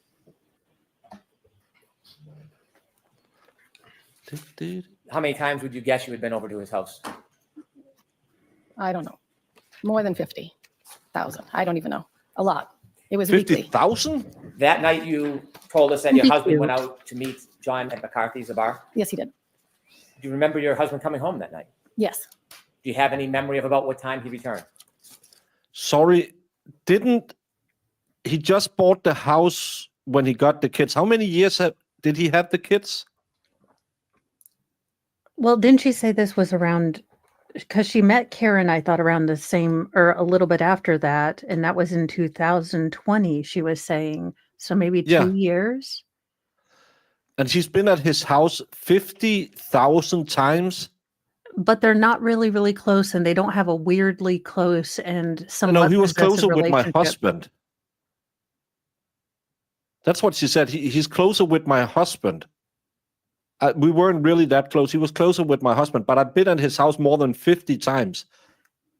I don't think I've been at my daughter's house 20 times. Yeah. I get where she's trying to go with it, but it sounds flippant and it sounds like you're not even taking it seriously. And again, if I was her husband, I would be asking her, why do you want me to get a haircut like John? It seems like she's quite obsessed with this guy. I'm guessing, but somewhere around 10:30. So I'm not going to let you guess. Do you know? Do you have? I don't know. It was around 10 or 10:30. I can't be exact. Did you see him come? Yeah, but she said he moved across town and then they didn't see each other that much. Oh, Yes, what was the forecast for that night and the next morning? there was a blizzard coming. Was that part of the decision making of going out or staying? I really don't think John would have an affair with this lady. Sorry, I don't think so. home? Yes. At that time, when your husband came home, did you look outside? Do you have any memory of what the weather looked like around 10:30? I remember the snow started to fall somewhere around 12 because I remember looking out the window and I could see it starting. And that was the beginning of the snowfall? I believe so. What was the weather out that night? The weather that night, I think, was fine. It was cold, but it wasn't snowing yet. I want to move forward ahead. At some point that night, did you go to sleep? Yes, I did. Did you sleep through the night, Ms. Roberts? Yes, I did. At some point, did you wake up? Yes, I did. I want you to tell us what was the reason that you woke up. I got a phone call at 5 o'clock in the morning from Karen Reed. Were you expecting a call? No, I was not. Had you ever received a call at 5 in the morning from Ms. Reed before? No. Share with us what happened that morning. What did you hear? Karen called and the first thing she said was, Carrie, John's dead. And then she hung up. And then, When she said that, did you have a chance to have a conversation with her? no, I did not. Describe her demeanor when she said that. She was yelling loud enough, my name, I think it was 3 times, it might have been 2. She was yelling loud enough that she woke my husband. Your husband was sleeping next to you? Yes, he was. Was she loud, yelling, screaming? She was very loud. She was screaming. After she said, Carrie, John's dead, did you know what she meant? No, And did you say this was around 5:15? this was at 5. She called me at 5 on the dot. After she hung up, what did you do? I was half asleep still. I didn't know what was going on. So I started to get up and I think I tried to call her back. I know I tried to call her back, but I don't know exactly when because I was like, what what? So my husband said, what was that? I said, I don't know. Something's going on. I don't know what's going on. That was Karen. And then I tried to call her back. I know I tried to call her back, but I don't know if she answered or if she called me back the next time I spoke to her. After you or she called you again, did you have another discussion or did you hear her say something else the second time you spoke to her? Yes, the second time she said, I think something happened to John. I think he got hit by a plow. He didn't come home last night. Kaylee was home. He would never leave her by herself, and I was not supposed to stay at the house last night. So I think something happened to him. Did she say anything about drinking? Yes, she said, we drank so much, I don't remember anything from last night. And I said, okay, where are you now? She said, I'm driving. And I said, you need to go home. Where's Kaylee? And she said, at home. I said, you need to go home and be with Kaylee. She cannot handle this, thinking, her uncle's missing. I said, you're going to get a DUI. You need to go home. Was there anything else in the conversation that she said to you at that time? She said, I'm going to drive to your house. Would you drive my car? And I said, yes. So at that point, I started to get dressed. I turned on the automatic car starter so it would warm up. Told my husband, I don't know what's going on. John didn't come home. And so I think my husband tried to call him and I tried to call him. And my husband said, you're not going anywhere. It's a blizzard. He's probably on somebody's couch. And I was like, I know, but she's really upset. I'm just going to go. She wants to come here. I'm going to drive her car. Well, Hella, Mo is calling Mrs. Val and screaming, Valkyrie, Valkyrie, Valkyrie.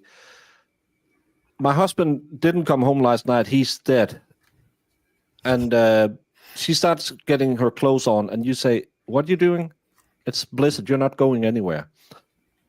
In that situation, would you be behind the wheel of the Dodge with Mo in the back seat and Mrs. Val next to you because she would have punched you in the face if you didn't get your ass out of bed and drove them around? Or would you just have laid down and said, yeah, you crazy chicks, figure it out? I can't imagine that they would just be driving off in the blizzard, right? Like, I don't think that's gonna fly. Remember that husband who was really good friends with John? Yeah, the one that was really good friends with John. Yeah, that one. Yeah, you would think he would be out, but also, and this is just a weird quirk for me. So having lost my first husband, whenever Mr. Mo is like 15 minutes late, I go into like, okay, fate. All right, you rooster sucker. Fine. I am ready for this shit. Like, you got me off guard once, but okay, fine. Never again. I am waiting for the police to come up. So her saying, I hit him. When they told me my husband was dead and they still had him in a hospital room, I was like, are you guys confused? I thought you should know this before you called me. I actually said that. I mean, and the nurse was really sweet, but I'm not in charge of my filter on a good day. So I could imagine what she said. Did I hit him? I hit him. What happened? I mean, this sounds more like someone trying to figure out what happened versus someone trying to come up with a plan. Because if she was, all here like conspiraciting, why the hell would she, call the woman with the most evil eyebrows I have ever seen? Why would you get unsympathetic eyebrows here? I wouldn't call anyone. I'd be like, has anyone seen John? I don't know. I'll just stay here and play the, dutiful girlfriend staying with his, daughter while he's out carousing. I would. If I remember right, too, the husband, or no, maybe that was Matt McCabe. Never mind. Maybe it was Matt McCabe. Disregard. And then I went out to my car and sat and waited for her. When you called John, did you get any response? Why do you go on and sit in your car and wait for her? Because she was supposed to be there in like a couple minutes, but then she took forever. She was supposed to be right there. It was supposed to be a matter of like Carrie goes outside, brushes her car off, and then they jump in her car, I think, and leave. But wouldn't you just take her car? Yeah, He you would comes think in you a would car take that's Karen's preheated. You would think. It's a Lexus. It's probably a way better car than the mom when she's driving. Wouldn't you drive her? No, I did not. As you were waiting for the defendant, did you make any other phone calls? I did. When I was in the car, I thought to myself, well, she thinks he got hit by a plow. I'm going to call the police and see if there was any accidents or maybe something happened. They brought him in. And I spoke to the officer who said, no, nothing of that sort. I've been here all night.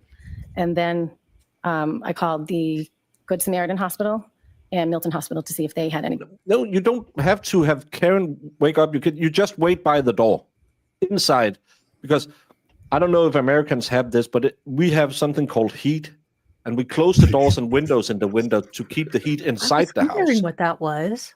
Yeah, it's a novel new invention. We don't sit in a cold ass car and call the police. Buddy that was taken in an accident. When you called the police to look for Mr. O'Keefe, did you call 911? No, I called the non-emergency line. Do you know if that call was recorded? I believe so. I'd like to introduce an exhibit. Okay. Any objection? No objection. Okay. It'll come to America at some point. We also have fire and indoor plumbing. When you called I've heard the tell of police, those what was your things. level of worry at that point? I wasn't super worried. I mean, he didn't come home, but they were out drinking. So I assumed, like my husband said, he's probably on somebody's couch. The second call you had was Miss Reed. Can you describe her demeanor in that second call? She was frantic. She was frantic. I mean, she couldn't find John, so she was very worried. How soft or loud was that phone call? It wasn't as loud as the first one, but it wasn't a regular conversation. With court's permission, I'd like to play the exhibit of the call. Okay.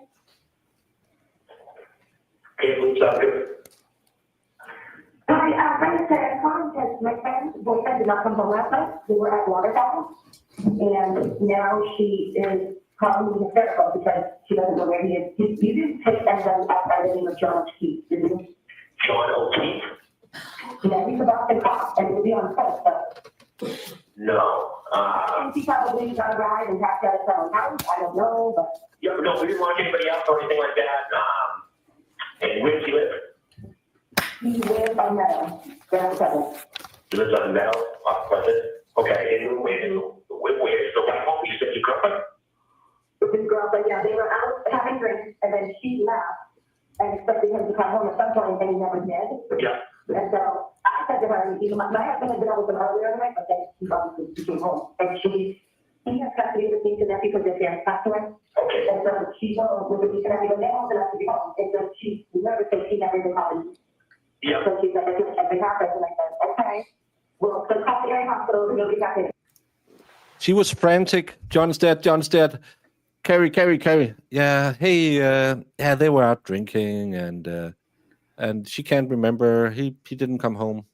Wouldn't she go with? She's really upset. She sounds like she's ordering takeaway. Don't you think she would mention that she said he was dead to the, Yeah, to the cop? I would. Like, Yeah, like that would be my opening. Like my friend called really weird. She's frantic.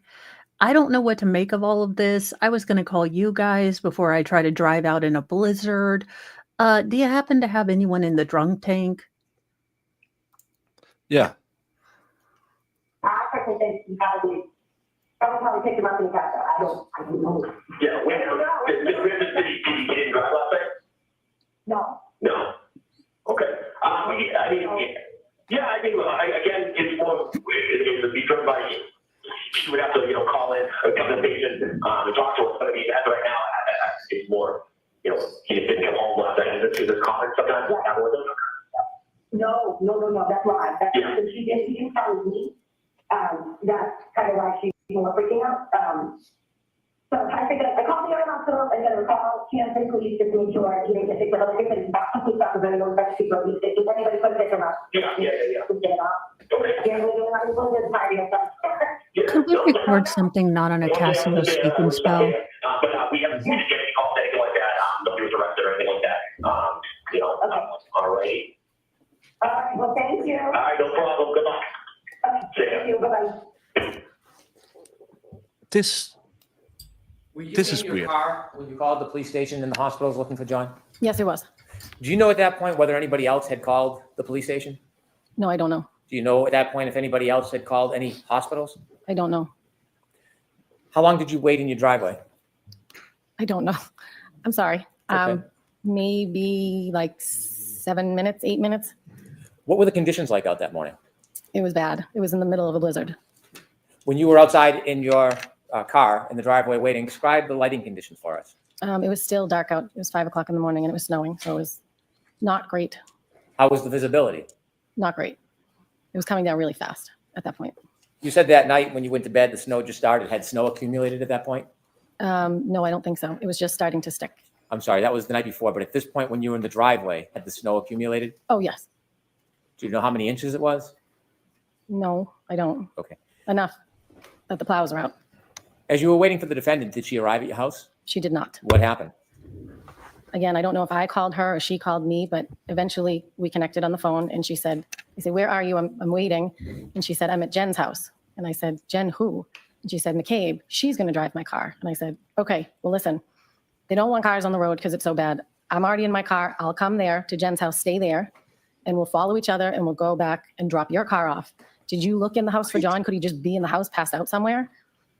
And she said, no, she hadn't looked in the house. So I said, okay, now I'm going to come to Jen's. We're going to take the car home, drop it off. We'll check around the house. Baker, and then, how far is Jen McCabe's house? I don't know what the next step at this point was. I just wanted to check the house. 7 minutes. At the time, I think, yeah, I can't remember how. That's one of those sleuthy goosey Baker, questions.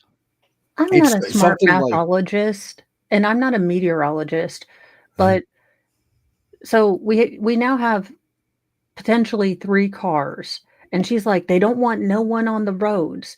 So she was like, no, it seems like Jen McCabe has this. I'm going to go ahead and say no, RSVP, no to your crazy, and I'm going to stay home.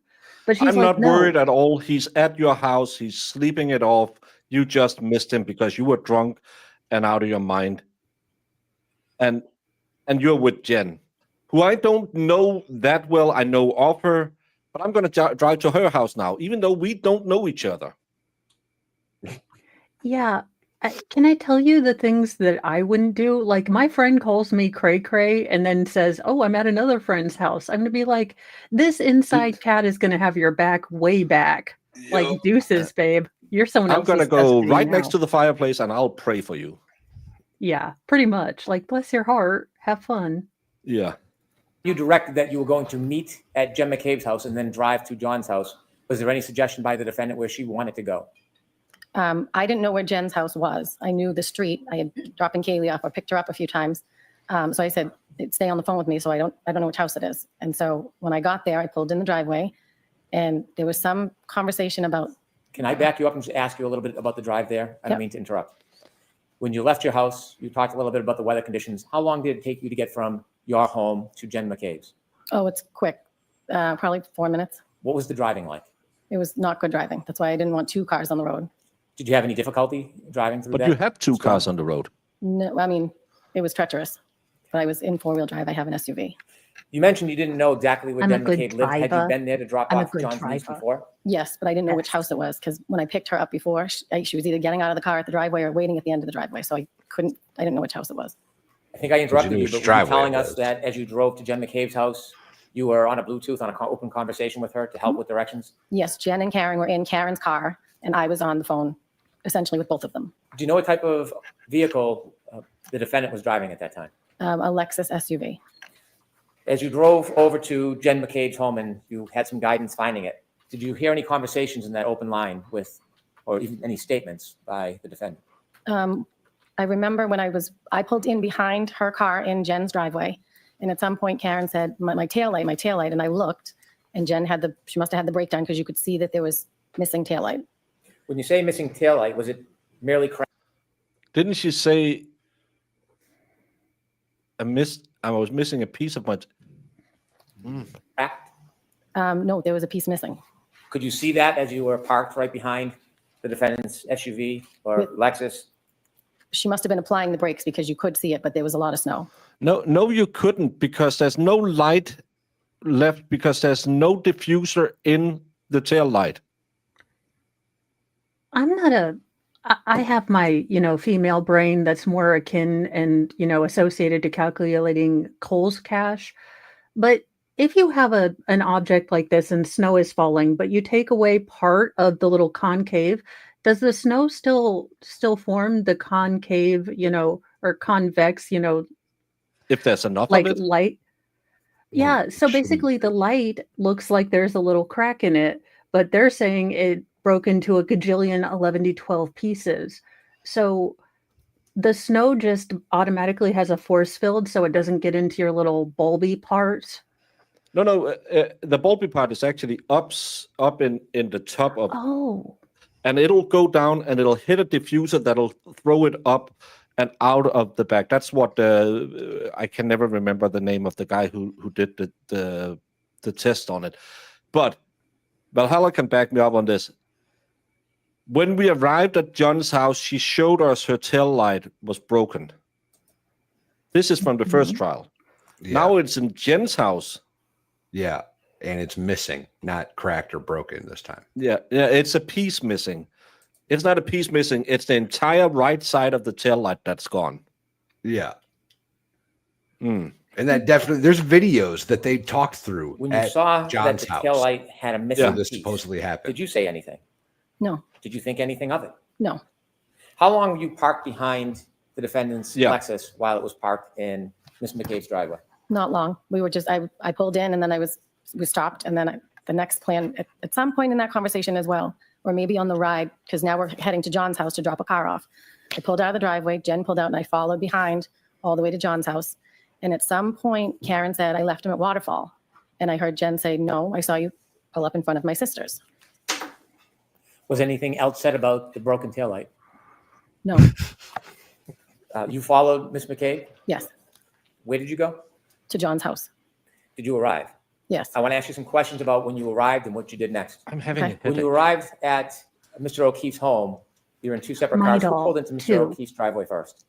Jen pulled Karen's car in first. Sorry, So Ms. McCabe something's was happening driving outside. the Lexus Correct. and the defendant was in the passenger seat. Yes. After you both pulled in, tell us what happens next. We went, I wasn't sure if it was, at some point Karen showed us the tail light up close, but I didn't know if it was when we arrived or when we left. But we went into the house to look for John. When the Lexus was parked by Ms. McCabe in Mr. O'Keefe's driveway, was it facing the street or facing away? Facing where the basketball hoop is, not facing the street. Would you like to approach? you mean the house facing the house? I mean, for someone who does this for directions, ma'am, It's come not- on now. It's not exactly facing the house. The house is like here. The car Oh. pulls up on the side of the house and is facing I'm showing you a away photograph. from the Do street. you recognize what's in that photograph? Yes, that's John's driveway. That's Karen's car on the left and John's car on the right. Do you recognize both those cars? Yes, I do. Do you recognize that photo as a fair depiction of his driveway? Yes, Do you recognize it as a fair depiction of the motor vehicles? yes. Now, when you went there that night and you pulled in behind Ms. McCabe and the defendant, is there any differences between how that area looked when you pulled in as opposed to that photo? Well, it was the early hours of the morning, so it was dark out and there was much more snow. There was Other than snow this- coming down. I'm so sorry. You want to finish? Nope. Other than the snow and the lighting, is there any other differences? Nope. I'd like to introduce this as an exhibit, please. All right, there's no objection, Mr. Jackson? No objection. With the court's permission, I'd like to publish. Okay.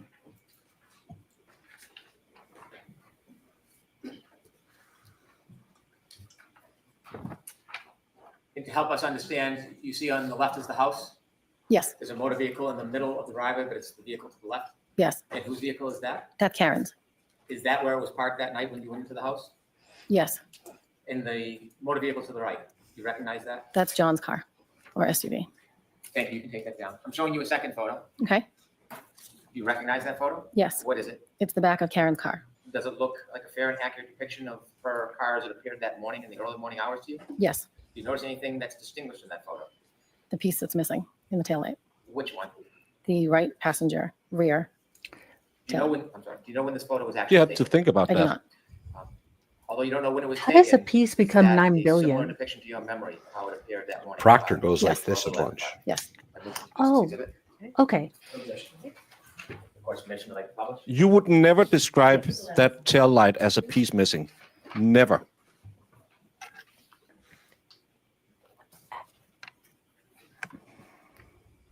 You can take that down, please. This entire piece is gone. Even though I don't know what that middle part is that's still there. But this entire piece is gone. You would not say there's a piece missing. You'd say the entire right side is gone. And again, how did his hand hit this part and nothing happened to this part of the tail light? Don't think about it. It's Canton. We can take that down, please. After you arrived at Mr. O'Keefe's house, what was it the doesn't plan make to go sense. inside? What were you looking to No. do? To go inside and look and see if he was passed out somewhere. So we went in through the garage and I started looking. I think Jen ran upstairs to Kaylee's bedroom and I just started looking through the living room. Basement door was locked from the inside, so I knew he wasn't in the basement. And then I checked the other living room. He has a big house. Then I went to the top of the stairs to check his bedroom. As you looked around, what was your mood? What was my mood? Yes, were you calm? I mean, I was worried. So we were, at this point, Jen had already established that they went to her sister's. Sustained. Okay. Jen had already. Let me Hold ask the on, question. Mr. I'll Roberts. ask the question better. My apologies.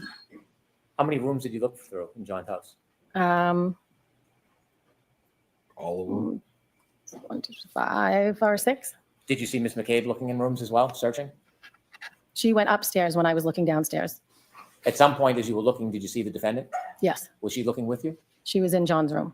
What was she doing? She was just standing there when I came up to the top of the stairs. Did she say anything? No. Did she do anything? No. Was she searching? I don't know. She was in the room. What happened next? At some point, Jen earlier had said, Well, let's not talk about what was said. Okay. Let's Well, just talk about the plan best at you this can, point your- is to your go to memory of what was 34 done. Fairview. Ms. Roberts, I know that I'm just going to ask you to wait for a question Okay. because we can only get one person at a time. So next question, Mr. Brennan. Again, my apologies. And so as you're looking through the house, you don't find John. What happens next? the plan was to go back to Jen's sister's house. Who made that plan?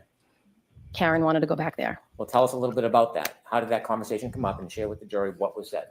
And the car ride to Meadows, Karen said, I left him at Waterfall. And Jen said, no, I saw you pull up in front of my sister's. So then Karen said, we need to go back to your sister's. And I said, no, we're going to go to Meadows and we're going to drop the car and we're going to look there. Then we'll go there if we don't find him. When you were at the house, Meadows, John O'Keefe's house, and you didn't find him, was there any further conversation about what the next steps would be? I said, let's go. He's not here. But I didn't know where Jen's sister lived. So we got into the car. Jen was in the passenger seat. I was driving my car. Karen was in the back seat. Did you And Jen begin, was giving directions. Why would the girl who don't know where her sister's living be driving? I don't know why are 3 women out driving in a blizzard of apocalyptic proportions when you have alternately said that it's no big deal? He was probably sleeping on the couch. Karen is crazy.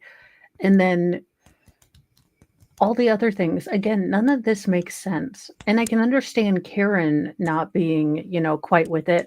But why, when I know this is crazy, and I know that we have heard a lot about these things because Brennan Dunn told us about these magical things. But watch this. Hey, Jan. This is Jan. I was just wondering if John was over there sleeping one off. I didn't want to have to drive out in this weather. Oh, thanks. No, Right. he's not. Oh, could you look at your front porch? Okay, cool, sweet. Yeah, he never came in the house. Okay, we're going to go another place to look for him. Right? you begin your way towards Meadows? Yes, And it was Ms. McCabe who was giving directions? yes. As you began driving to head towards Meadows, in addition to trying to drive, were you doing anything like looking or searching? Well, yeah, we were looking on both sides of I was looking on both sides of the road in case he was walking home. Did you see Ms. McCabe searching? Yes, she was looking out as well. Describe a little detail about what you saw Ms. McCabe doing. She was looking out the window as we were driving. So was I, as I was driving. And where was the defendant during How- that time? She was You're in the back seat. driving, looking for a man walking Was down there the any street, conversation, and somehow comments, can also statements? watch the woman Well, behind she you.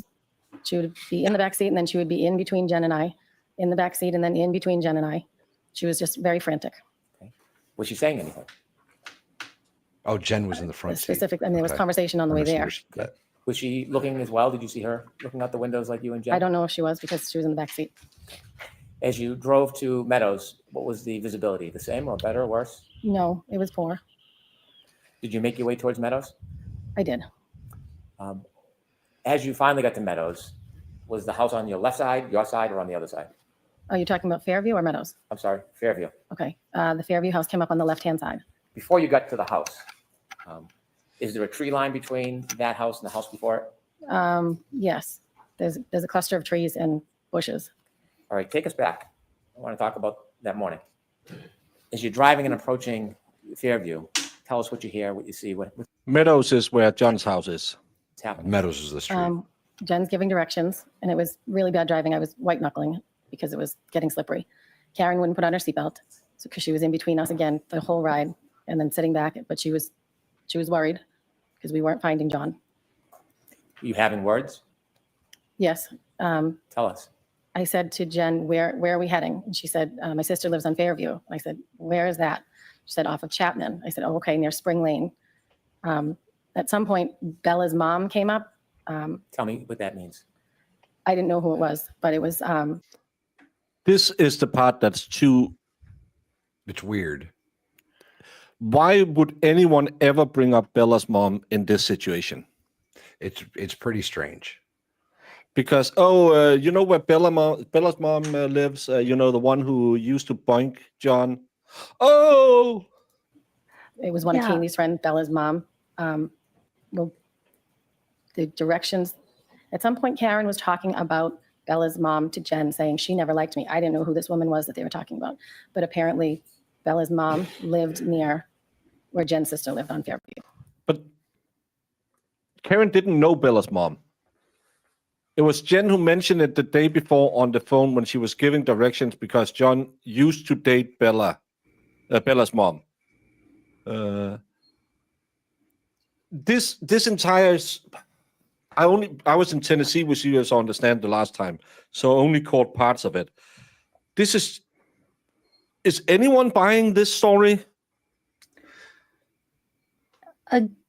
No, and because I can tell you, Karen, if she was anything like me or they were actually white knuckling and driving, they wouldn't be able to put all of this energy into, oh, you know, Bella's mom. Yeah, John's seen her naked like a lot. You know, that just wouldn't happen. It would be like, okay, it's on Fairview. It's across that, you know, it's here and here. Just follow me. You go to the BJ's and then you turn left, go past the Quickie Mart, and it's on the right. You wouldn't say you don't know Bella's mom, but she lives right across from where we're going to take a left. You know that skanky woman that John used to date before he was banging Karen. Whoever did, and ladies, I don't know. We have a bro code, so if we know our bro who's probably a little agitated is missing his girlfriend and we're out looking for her, we wouldn't say, oh yeah, oh, did we slip by John? You know, John used to really pound her. And should we just, no, we'll just say, go down to the BJ's, turn left, then go past the Quickie Mart, turn right. That's the bro but code. as a kid mom, I'm going to tell you that's Bella's house. I'm not going to really hang out with Bella's mom. I mean, we might chat, but when I say something, I'm going to say, oh, that's, you know, Kaylee with the red hair's house. Okay, yeah, that's where I'm going. Because I don't even register parents because honestly, it's like, that's, you know, so-and-so, that's Bailey's house. Like, but all these ladies were really into who John dated. All of them. Did you learn any more about the relevance of Bella's mom? No. Oh, well, I think John had dated her. I'm going to allow it. Speculation. So as you approached Fairview, tell us what happens. As we approached Fairview at the house. You mean the house or the street? Yes, The house. Jen said, my sister's house is right up here. And I said, okay.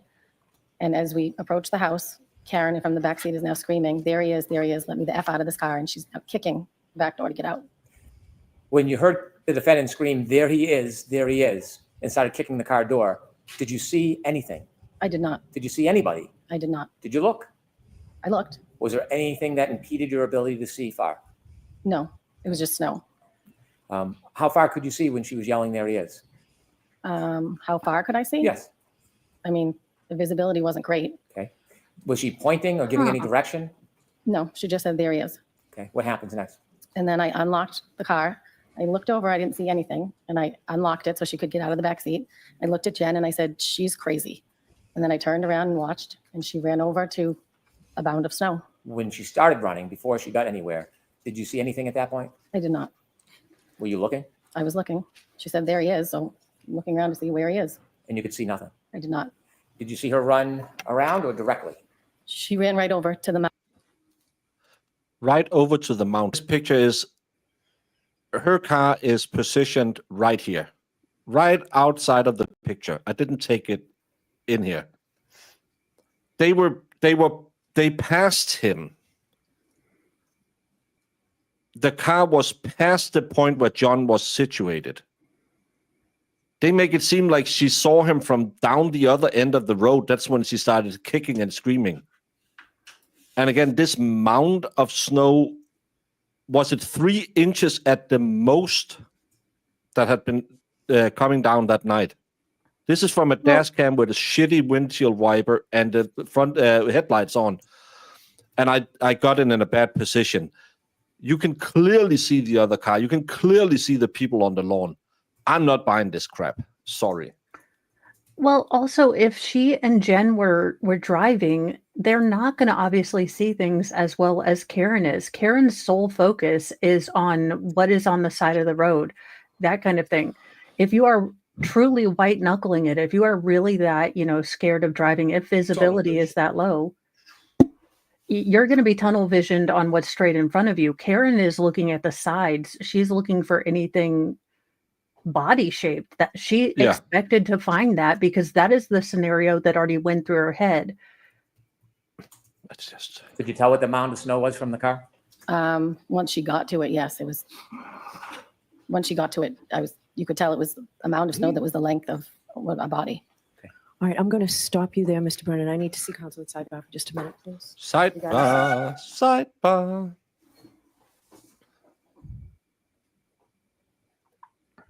Let's see how long this sidebar is. If you with anyone, don't do any interruptions that I'll tell you every single day. Please do not discuss this case with anyone. Don't do any independent research or investigation in this case. If you happen to see, hear, or read anything about this case, please disregard. Are we done? Yeah, it's 4 o'clock. We'll see you tomorrow morning. Thank you. All right, please. Hold your books, put them on your seats. I guess I thought we were going till 5. Oh, Bev This is very very rarely goes till 5. You'll find out. I mean, Very I'm rarely. not upset about it. You will be about day 37. I promise. Well, but today, right now, I could barely stand another one of. So, was it snowing? Was it snowing? We've gotten I'm through just- less than a witness and a half, y'all. I'm just waiting for tomorrow when he'll come back and say, "Oh, just so the jury can come back and remember what you said yesterday. How was the condition when you were driving? Did she call you again? I've seen on Twitch where I probably could, but I know there's a gag order on talking about the jury. Sue from NBC have been sharing stuff. Aiden is kind of surprised because he's not allowed to do it, but the media does it. It doesn't seem like they are buying what Brennan is selling. Let me say that. I don't know if it'll be taken down. So if you follow Sue, which I don't know why she's just a commentator, as she calls herself, you can go and see her covering some of the reactions. But watching this compared to the first trial, maybe it's because the setup, the first time you build it up with the family, you put us in who John was and why it's so extra sad this guy isn't here anymore. And you kind of build up that Karen is kind of a B word. Then you went into what, if any, happened that morning. You had the police officers, you had the EMTs, and then you went into the whole what, if any, was near Fairview 34 and spent the rest of the trial on that almost until you just arrived at the experts in the end. We start with an EMT guy who isn't even the lead EMT guy. Then we're jumping to Crazy Carrie. Who's next? The ME? Who I knows? really, it's I don't. Could This they is so be weird. streamlining? I don't know but it's just very confusing to me. Usually, And I there's think like that's actually on purpose. I think so too. I said it earlier. That's what they're going to try to do. He's going to try to just confuse the crap out of everybody. He's going to try to bury all the bad witnesses early. So then by the time you get to verdict watch, nobody's going to remember how god awful that paramedic just was. Yeah. But they're now going to go to cross-examination of Miss Roberts. Well, they're not, but because she has to go through her. Oh, she was screaming at the scene, and she probably also heard, "I hit him! I hit him!" Do you have the court feed up still? I can get it up. That's what she said. Giggity. Oh nope, that's the wrong one. I don't think it's live. Somebody in chat saying that they're doing the ARCA motions. Yeah. But... Oh. Oh. Nope, it's still the wrong one I'm pulling up. Nope, Court TV. Stranger ended. Things. It kind of does sound like Stranger Things.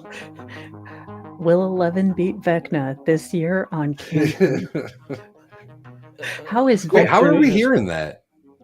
Because I still have the feed running in the background. Oh, okay. Okay. I was like, how the hell? Stranger Boston Things 25. this year is going to be off the chain. Marissa They're no says longer in- Alisi is going nuts. Boston 25.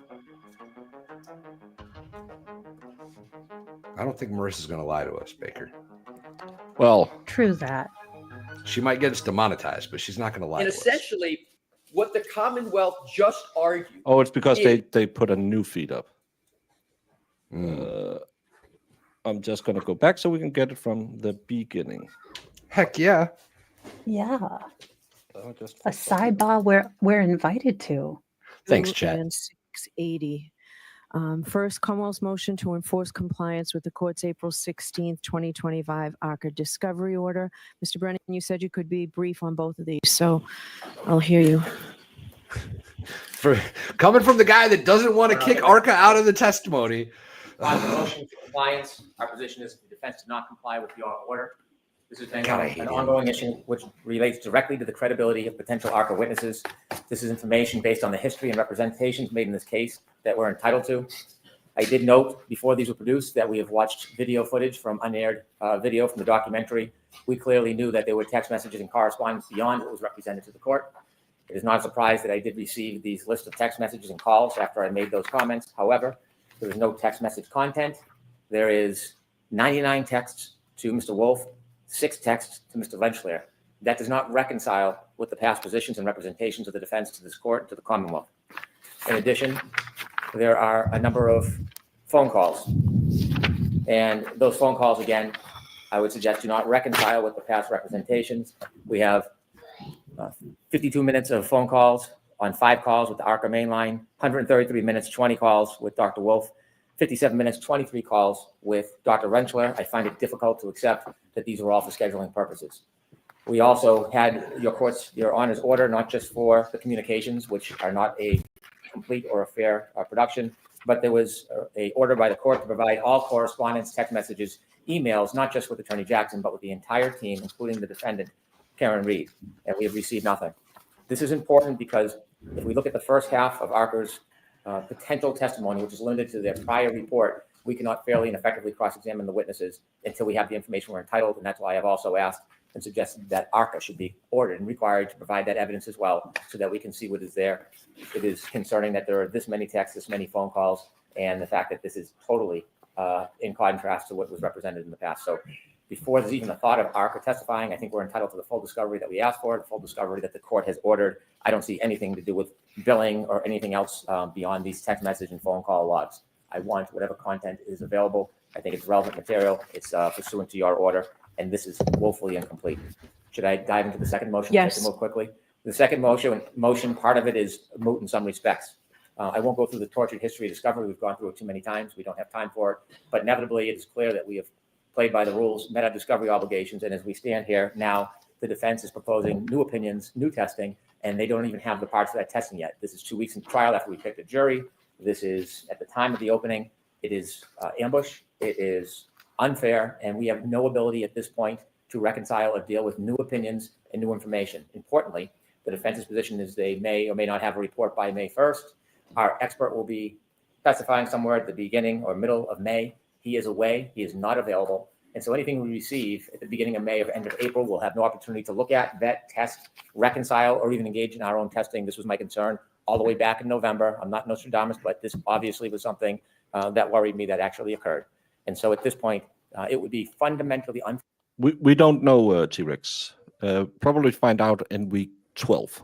Fair for the defense to get a benefit for failing to comply with discovery orders by waiting until February to seek permission with ARCA. They could have called any expert, asked for any expert they wanted. They didn't. They chose this method, and this is the consequence of it. And at some point, the defense has to bear the burden of their decisions. I don't want ARCA out, but they are not allowed to use them. Dr. He's such an idiot. Retrial come in days before his testimony, try to reconcile, be inadequate. I've had a brief correspondence with him. It's simply impossible. That's why we suggested, although we certainly didn't want to move the trial date, that was the only remedy if the court was going to allow any new opinions, evidence. I say to the court that they should not be allowed to offer absolutely anything new, not only because they missed the discovery deadline, but the reality is we're all trial lawyers. We've all tried a lot of cases. It would be a disadvantage, fundamentally unfair, and because of their own choosing. And so anything new, we will not be able to reconcile. We would not be able to proceed with our expert in a fair manner. Thank you. Okay. Mr. Lessie, is this you? I'm going to ask you to be as brief as you can be, please. Your Honor, I understand your request to be as brief as possible, but this is the first opportunity the defense has had to respond to almost every allegation that's been made. We haven't had an opportunity. So I certainly respect the court and what the court's request is, but it is going to take a bit of time to put facts out. And I want to separate two categories that the Commonwealth has conflated. The Commonwealth has conflated the issue of what text messages exist, which text messages don't exist, what's been turned over pursuant to orders. And I would like that to be clear to the court factually, because the Commonwealth has misstated just now 3 times the facts. So I asked this morning, there were 100 or so texts referenced in the exhibit, whatever was presented by you folks. I asked if Mr. Jackson, if he provided them, because my order was clear, they would be provided. And he said no. And I asked you at sidebar whether they were deleted. And you said yes, in due course. I have no idea what that means, Mr. Lessie. Why don't you explain that? Well, thank you for the opportunity to explain. Here's what it means. Like anybody's phone, those text messages are 2 years old. They don't exist. So can you also tell me, aren't the ABA guidelines the council is supposed to keep everything in a case for 5 or 7 years? I do not believe that is the ABA rule with regard to experts. I'm unaware of that. In regard to your client, and this was in regard to your client's case, right? I'm sorry, Your Honor, I didn't hear you. What? Records kept regard to your client's case, which these are experts that were, there's 100 text messages leading up to trial when I was told that by you that there was a pause email, and then all of a sudden out of the blue a bill appeared in July. This shows that's not true, Mr. Lessie. Your Honor, that was a different question that Your Honor asked me back then. That was about emails. That was not about text messages. Have emails been provided? Yes, Your Honor. Okay. All emails have been provided. And that is why we are in compliance with all orders. And I will say also with regard to text messages, we have provided pursuant to every order, every single text message that exists. Mr. Brennan just said, I believe there has to be more there. There's not more there, and I don't believe there can be an order of preclusion based upon the speculation of opposing counsel that there must be more. We affirmatively created a document, Your Honor, to be more transparent than the records, where we summarize all of the communications. Yes, we don't have the text of the text messages, but we were completely forthright and set forth every text that was made. Plus, we turned over from Ms. Little, the only other person on the defense team who communicated with ARCA, We turned over her texts and the text of her text messages. There is nothing else in existence to provide. And importantly, the defense was under no order to preserve the text of text messages. And we have never received, as part of discovery in this case from the Commonwealth, any communications between the Commonwealth and its several experts. That has not been what has occurred in this case. But of course, once Your Honor on Friday issued that order to provide everything, we provided everything we can that we had. The bottom line is, Your Honor, we've turned over absolutely everything we have. And in addition to that, we created a document so that it would be easier. We're the one who showed all of these text messages from Mr. Jackson historically. We created that document. There's no basis for a discovery violation. There's no basis for an order violation. We are in full compliance. So that's the prong one, Your Honor. Prong one is what Mr. Brennan has alleged is incorrect because we turned over, and we did it recently and consistently, we've turned over all emails and Ms. Little's text we provided. There are no text messages in 2024. And there's no order that required those to be preserved. And there is no discovery violation because we can't be in violation of not turning over something that doesn't exist. Right. Go to the second. Thank you, Your Honor. Motion. The second part of the motion, Your Honor, is the most maddening for the defense. And this is the timeline that I can go through very, very quickly. And essentially, what the Commonwealth just argued is we will be so prejudiced that if we get the work that ARCA is underway, working on, that we will be prejudiced because we won't have enough time to address it. Your Honor, the facts show that the timeline for this has been caused by the Commonwealth, not the defense. And I can do it quickly. July 2024, the first trial concludes. November 2024, 4 months later, the Commonwealth decides to retain Aperture. Their decision to wait 4 months to retain an expert, we're the defense. We defend what the Commonwealth alleges. January 30th, 2025, 2 months after that, 6 months after the first trial, we get an Aperture letter report that's barely discernible about what they've done. It's a 1 page and 1/4 of conclusions and opinions in outline form. Next, January 31, 2025, we get the initial Aperture 140 slide presentation. January 31st, February 5th, we get the case file. In February 19th, we finally get the raw images from Aperture in the scans. That's the first time we get raw images in scans. You can't have an expert work on anything until you even get those raw images in scans. We move, and we have a hearing on March 20, 2025 to preclude Dr. Welcher because the slides are so incoherent and the report is so insubstantial. We can't tell what it is their theory is. So then on March 24th, and at that hearing, the Commonwealth agrees to redact and revise that. So we're already into March 20th. The Commonwealth agrees to redact and revise. Your Honor put the defense on a short leash. We accepted it. And by March 24, we received the PowerPoint that was supposed of the Aperture that was supposed to have two things happen. It was supposed to be redacted, and there were certain things that were supposed to be changed. What did we get on March 24th? It wasn't redacted, and there were 3 substantive changes to it. The Commonwealth has said twice, including today, there were no substantive changes. There's 3 of them, and to the extent Your Honor wants to hear, I can detail exactly what those changes So were. why don't you highlight them very quickly because I I will, Your Honor. I can do it quickly. Thank you for the opportunity. First one, slide 36, they changed the image of 34 Fairview. No small change. 102, they changed the conclusion regarding the time that the taillight was broken. No small change. 123, they changed the image of 34 Fairview. No small change. So we ended up getting those changes, and I want to be clear on the date. That's March 24th. We have a hearing on March 25th. We agreed to provide our response to these revised Aperture documents. Here is the key data point. On March 26th, the defense engages ARCA. Just 2 days after we get the revised PowerPoint with 3 substantive changes. And then we started to respond and provide more information on March 27th. We responded to the Commonwealth's revised PowerPoint and the Welch report. And then the last two items, we renewed our request to preclude Dr. Welcher on Dalbert Lanigan grounds. April 1st, and this is another key date, the court decision allowed Dr. Welcher to testify, but also allowed the defense to re-raise objections at trial when Dr. Welcher testified.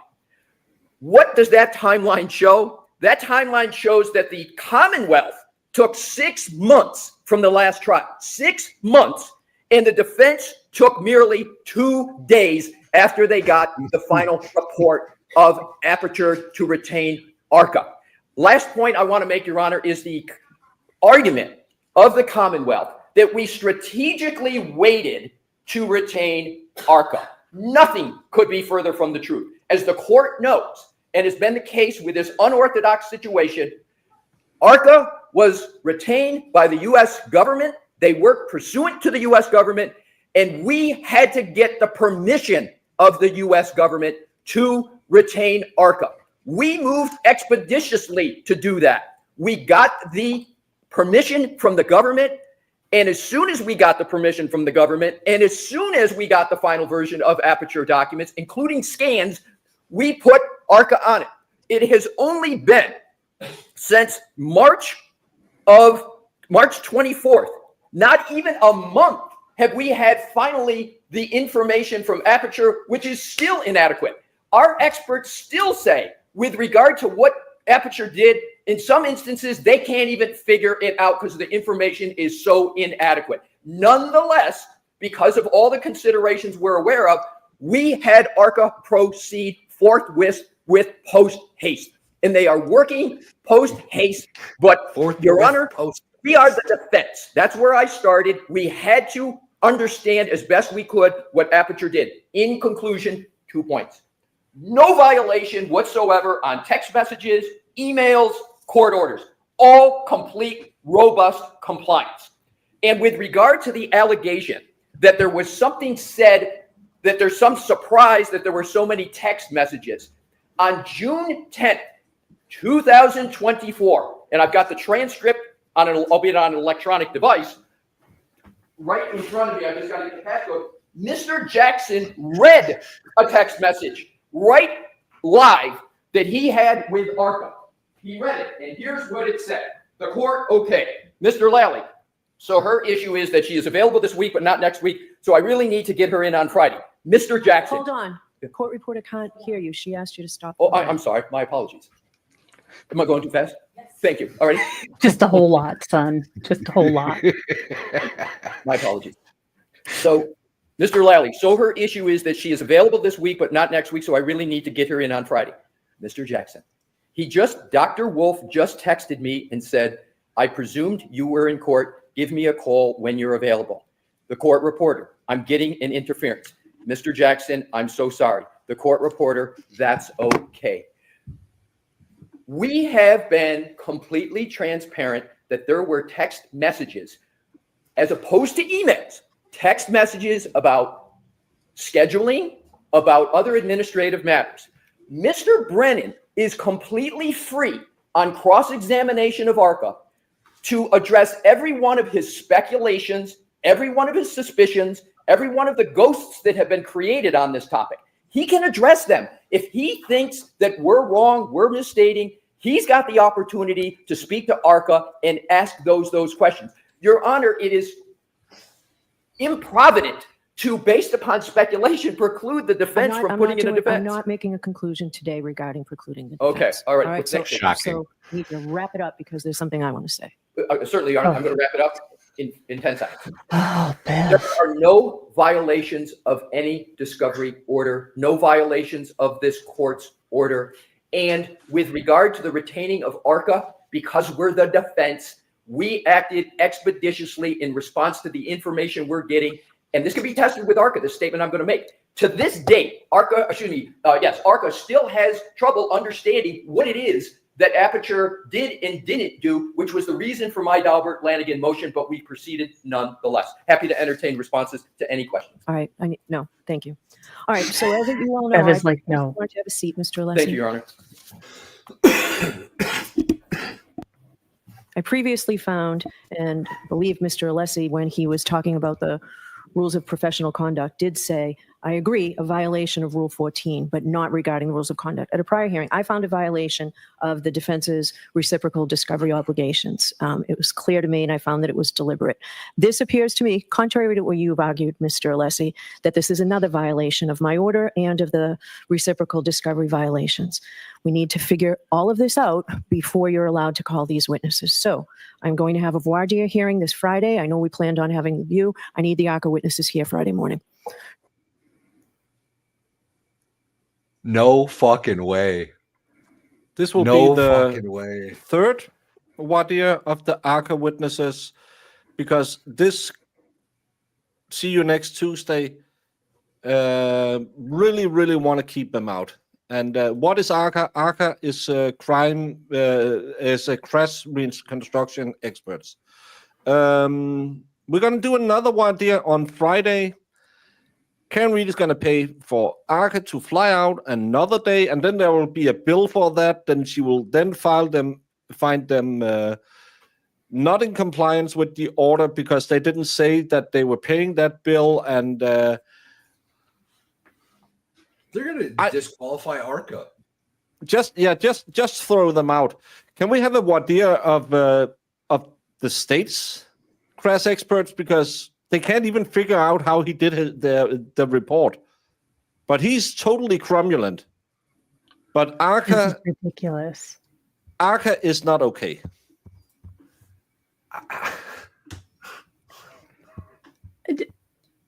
So Bev didn't listen to anything that Elise said. Not one thing.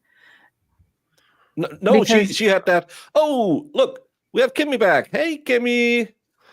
Dr. Wolf will not lie to court again. No, you got it wrong. It's all the state's witnesses who makes up new statements. Dr. Wolf wrote a report. That report haven't changed. I know we're just getting started. You're a little slow. You'll get into it. Whenever Nuttall said, I remember it better today than I did 2 years ago. I can't remember talking to Proctor. I don't know who was at a meeting I was at yesterday. That means that he might be what's in professional terms called misstating. What Dr. Wolf did is write a report. That report you can go and check. Well, you can't because you don't have the skills to do it. But they could send a state expert out. He can test every single conclusion in that report, and Dr. Wolf will then be found that he's correct because he has to provide means and the methodology and everything, how he did his report. So he couldn't lie, because if he lied, he would be impeached by the state, and lying to the state because the state have the power to hold him for perjury. So Kimmy, love to see you back. You haven't gone to see Arbor since the last trial, but come back tomorrow and we will try and enlighten you. Stop listening to Plevin. That guy is wrong. I read his book. I'm sad that you listened to him.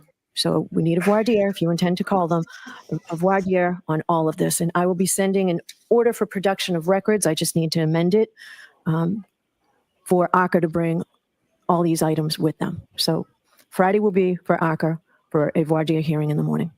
So we'll see you tomorrow for trial, Friday morning for this.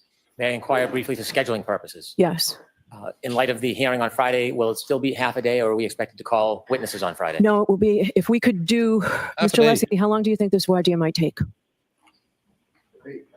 I don't have an answer for you, Your Honor, right now, because I got to talk. How can he know how long a voir dire will take that you just sprung on him? I thought Brennan was going to be asking all the, like... So I think, in fairness, I think it could take some time. All right, so no witnesses for Friday, and I think we'll give the jury the day. And will it be a full day on Thursday? Yes. Thank you very much. Yes. Wow. All right, so we'll see you then. I will issue an order, hopefully before the close of business today. Jimmy, can you stay and get this out today? Sure. Okay. All right, thank you. I noticed Bev's not getting it out.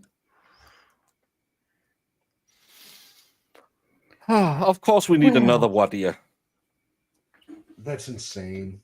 Yeah, because they're going to have a voir dire. That means that they're going to call ARCA and ask them questions about what they did and how many text messages they sat and said, "Hey, can you bungle up your report so it really sounds good for us?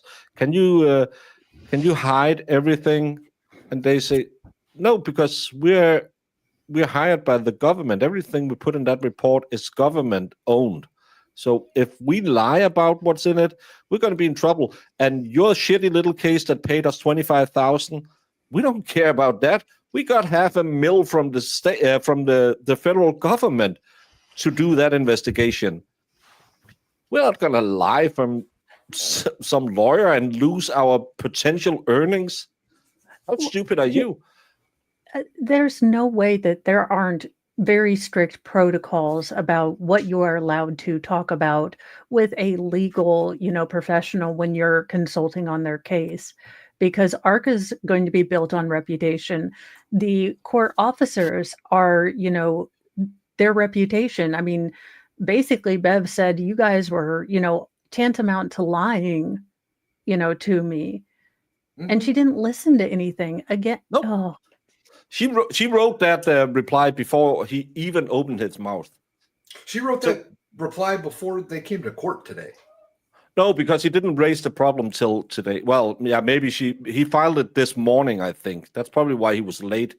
She had that before court today. Guaranteed. She's never I forgot how much I hate she's this never woman. had an order ready the same day. She doesn't do that. Right. She doesn't do that. Look, She certainly.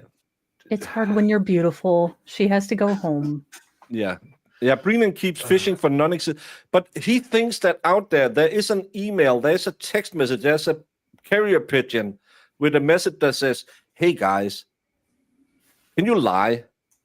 And they say, "Yeah, sure," because we work for NASA, we work for the federal government, we work for the NFL.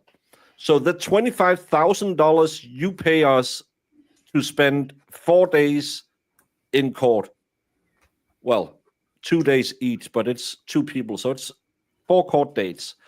You pay us $25,000 for that. $8,000 a day isn't a lot for these witnesses. Let's throw all of Arca's reputation away and ruin that business, and at the same time make us poison. We will never work a day again in our life. And we don't do this. We're not Dr. Smeagol from the AHJD case. These are people who actually works with the NFL to try and figure out how do you get less concussions. These are people who work with airlines NASA. to figure out how to heighten security. These are people who help people build space rockets. But of course, they are going to lie in a shitty little courtroom in Norfolk County, Massachusetts. Here's the problem. Even without ARCA, even if you don't have ARCA in there, the state will not be able to prove their case because it is harder to prove a negative. All of their evidence, they're going to have what? Math and stuff guy. You're going to have Proctor. You're going to have apparently a PowerPoint so incoherent that I will by the end of it not even understand how to parallel park as far as cars are going.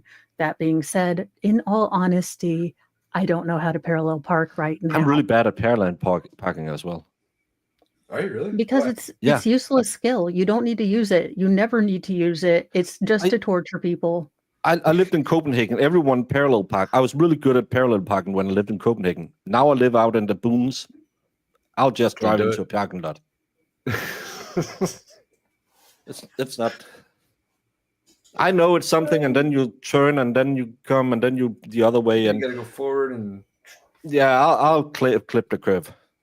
I need Arca to figure out what the angle and again, it's different cars. Oh my God. Please don't ignore me. I know the 3 of you sees my comments. I just saw this one. I'm sorry, Mike. I was actually making sure that my youngest, most feral, is doing his homework. So sorry. Yeah. I just went on a rant, so I'm sometimes I forget not to look. And bring you on. Tell me who you are, why. Then maybe I don't know you. I don't. How? I have a feeling, Mike, that the three-way multi-stream of a case that's renowned for having trolls and haters is probably not the first chance you're going to get to jump on a Well, stream. with no, I'm somebody. going to give him a chance. 2 subscribers. He has the guy country dancing at Hot Point from 6 years ago. It's a 3-minute and 14-second video. Mark will be our standby emergency Jamie. If Jamie can't make it, Yeah, I mean, I do have a doctor's appointment tomorrow, so yeah. If I might. they discover the hematuba of cringelariousness tomorrow, I might need further scans.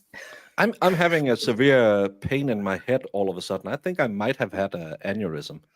I think it's called a migraine. No, I don't have migraine. That's something for women. Men just have pain. Parallel parking is essential in Chicago, and you better do it fast or you'll get flipped off and honked at mercilessly until you do. That's why I have Valhalla drive me around when I'm in the States. Or the White That's why I Rocket. don't go to Chicago. Where's the link? Because my ass would be I just shot. sent They'd it be to like, you. oh, hell. Valhalla, did you send the link to him? No. Mike, I'll have a talk with Valhalla in the green room. Make sure that he'll send the link. My bad, got you, Mike. buddy. My bad. My bad. Valhalla, we need to. It's the first street. We're just getting back in the groove. You will get the link a little bit later. Talking about a little bit later. Do you know who is not late?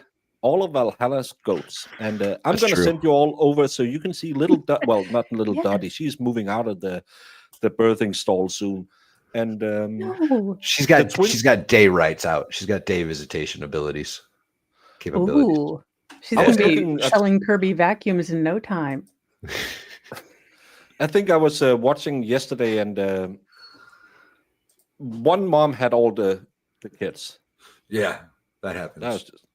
That was just. Oh, okay. I have 4 kids. Probably mine. I mean, to be fair, if I'm in the checkout aisle with a bunch of kids and I see some blonde kids, I'm like, would you stop? And I'm like, oh, wait, you're not mine. Touch everything you want. You're not mine.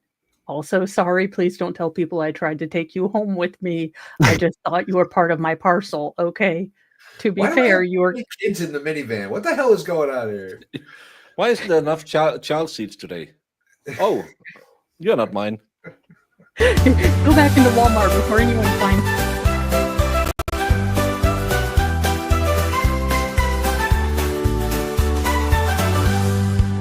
The hematoba talking white bloomed where John was left outside. The hematoba EMT's alarm. Not from a fall, not from a charm, not from an arm at some old bar, but from an arm struck by a car. The Also, did you notice- hematoba tells it plain this bruise was born from more than rain. Auntie Bev does this when she uses her glasses. They're never right on her face. She moves them down here. And then because she can't see through these godforsaken this that she's always doing. Okay, jury. When I told you not to look at stuff, I'm going to need you not to look at stuff, okay? Although I can't look at stuff through my bangs, maybe because they're stupid. Wait till you see her when she gets Dr. Wolf on the stand. Yeah. She'll be twirling that's them when she bad goes. boys. She got her roots done last year when he came on the second time. That's why she wants them back. It has nothing to do with the case. She's like, tell me more about your cannon. Oh, you got a big cannon. Call me the cannon in college. I don't want to tell you anything, but it was wild. Did you see the Karen Reed "How Dare You" video? By the way, nope. I don't think. I think it's a clip from outside of court or something. I think that's the one you're thinking about. Oh, thank you. Go to Kevin and Valhalla will send you the link as soon as soon as he can. Wait, do I not count as a woman? Yeah. And listen to the woman. I always listen to the women's. Well, I got a great rack if I'm not a chick. I mean, really hitting chest day. But I always listen to women because my owner is Jamie. Jamie owns this channel, and she is female. And my mod crew, who yells at me constantly, is female. And every time I go into my Discord, I have a female crew who will yell at me. So they say I never listen, but I don't know. They are always. It's like Charlie that is Brown's. true. We just go in and we start clicking. We're like, tok, tok, tok, tok, tok, tok, tok, tok, tok, and Baker just looks at us. Yeah, and then I'll just say, okay, see you tomorrow. And the rest of you, I will see all y'all tomorrow with the lovely Valhalla awaits the even lovelier Mo in the deep end. Go give them some love. Prove it, Mo. Go back and watch the stream from last week. She was overflowing. Yeah. I'm trying this whole glow up thing. Gonna be a fashionista. I dig it. Anything you want to say before we go? I've got a 24-hour GOAT live stream going on. I'm sending my crowd over there. I think Baker said he's sending his crowd over there. So y'all get over there, hit the like for me. They're going crazy right now. It's a lot of fun. I've been listening to GOAT scream in my ear all day today. Has that made it more or less bearable, the GOAT screams? It's about the same, really. It's about the same. All right, Tori Amos and the next other earbud for tomorrow. And if you like funny news stories that's not political, that's not that, go check out Mo in the Deep End. Every morning she does a rundown of the most quirky news articles she can find out there. I set up streams, get yelled at for not sending the links that I already sent, and that's why Valhalla will now take care of the links. Mike will get it soon. Ciao. Get cut and dry. Pretty simple. Just pin it on the girl, right? Pretty simple. Just pin it on the girl, right? Objection. Pretty simple. Just pin it on the girl, right?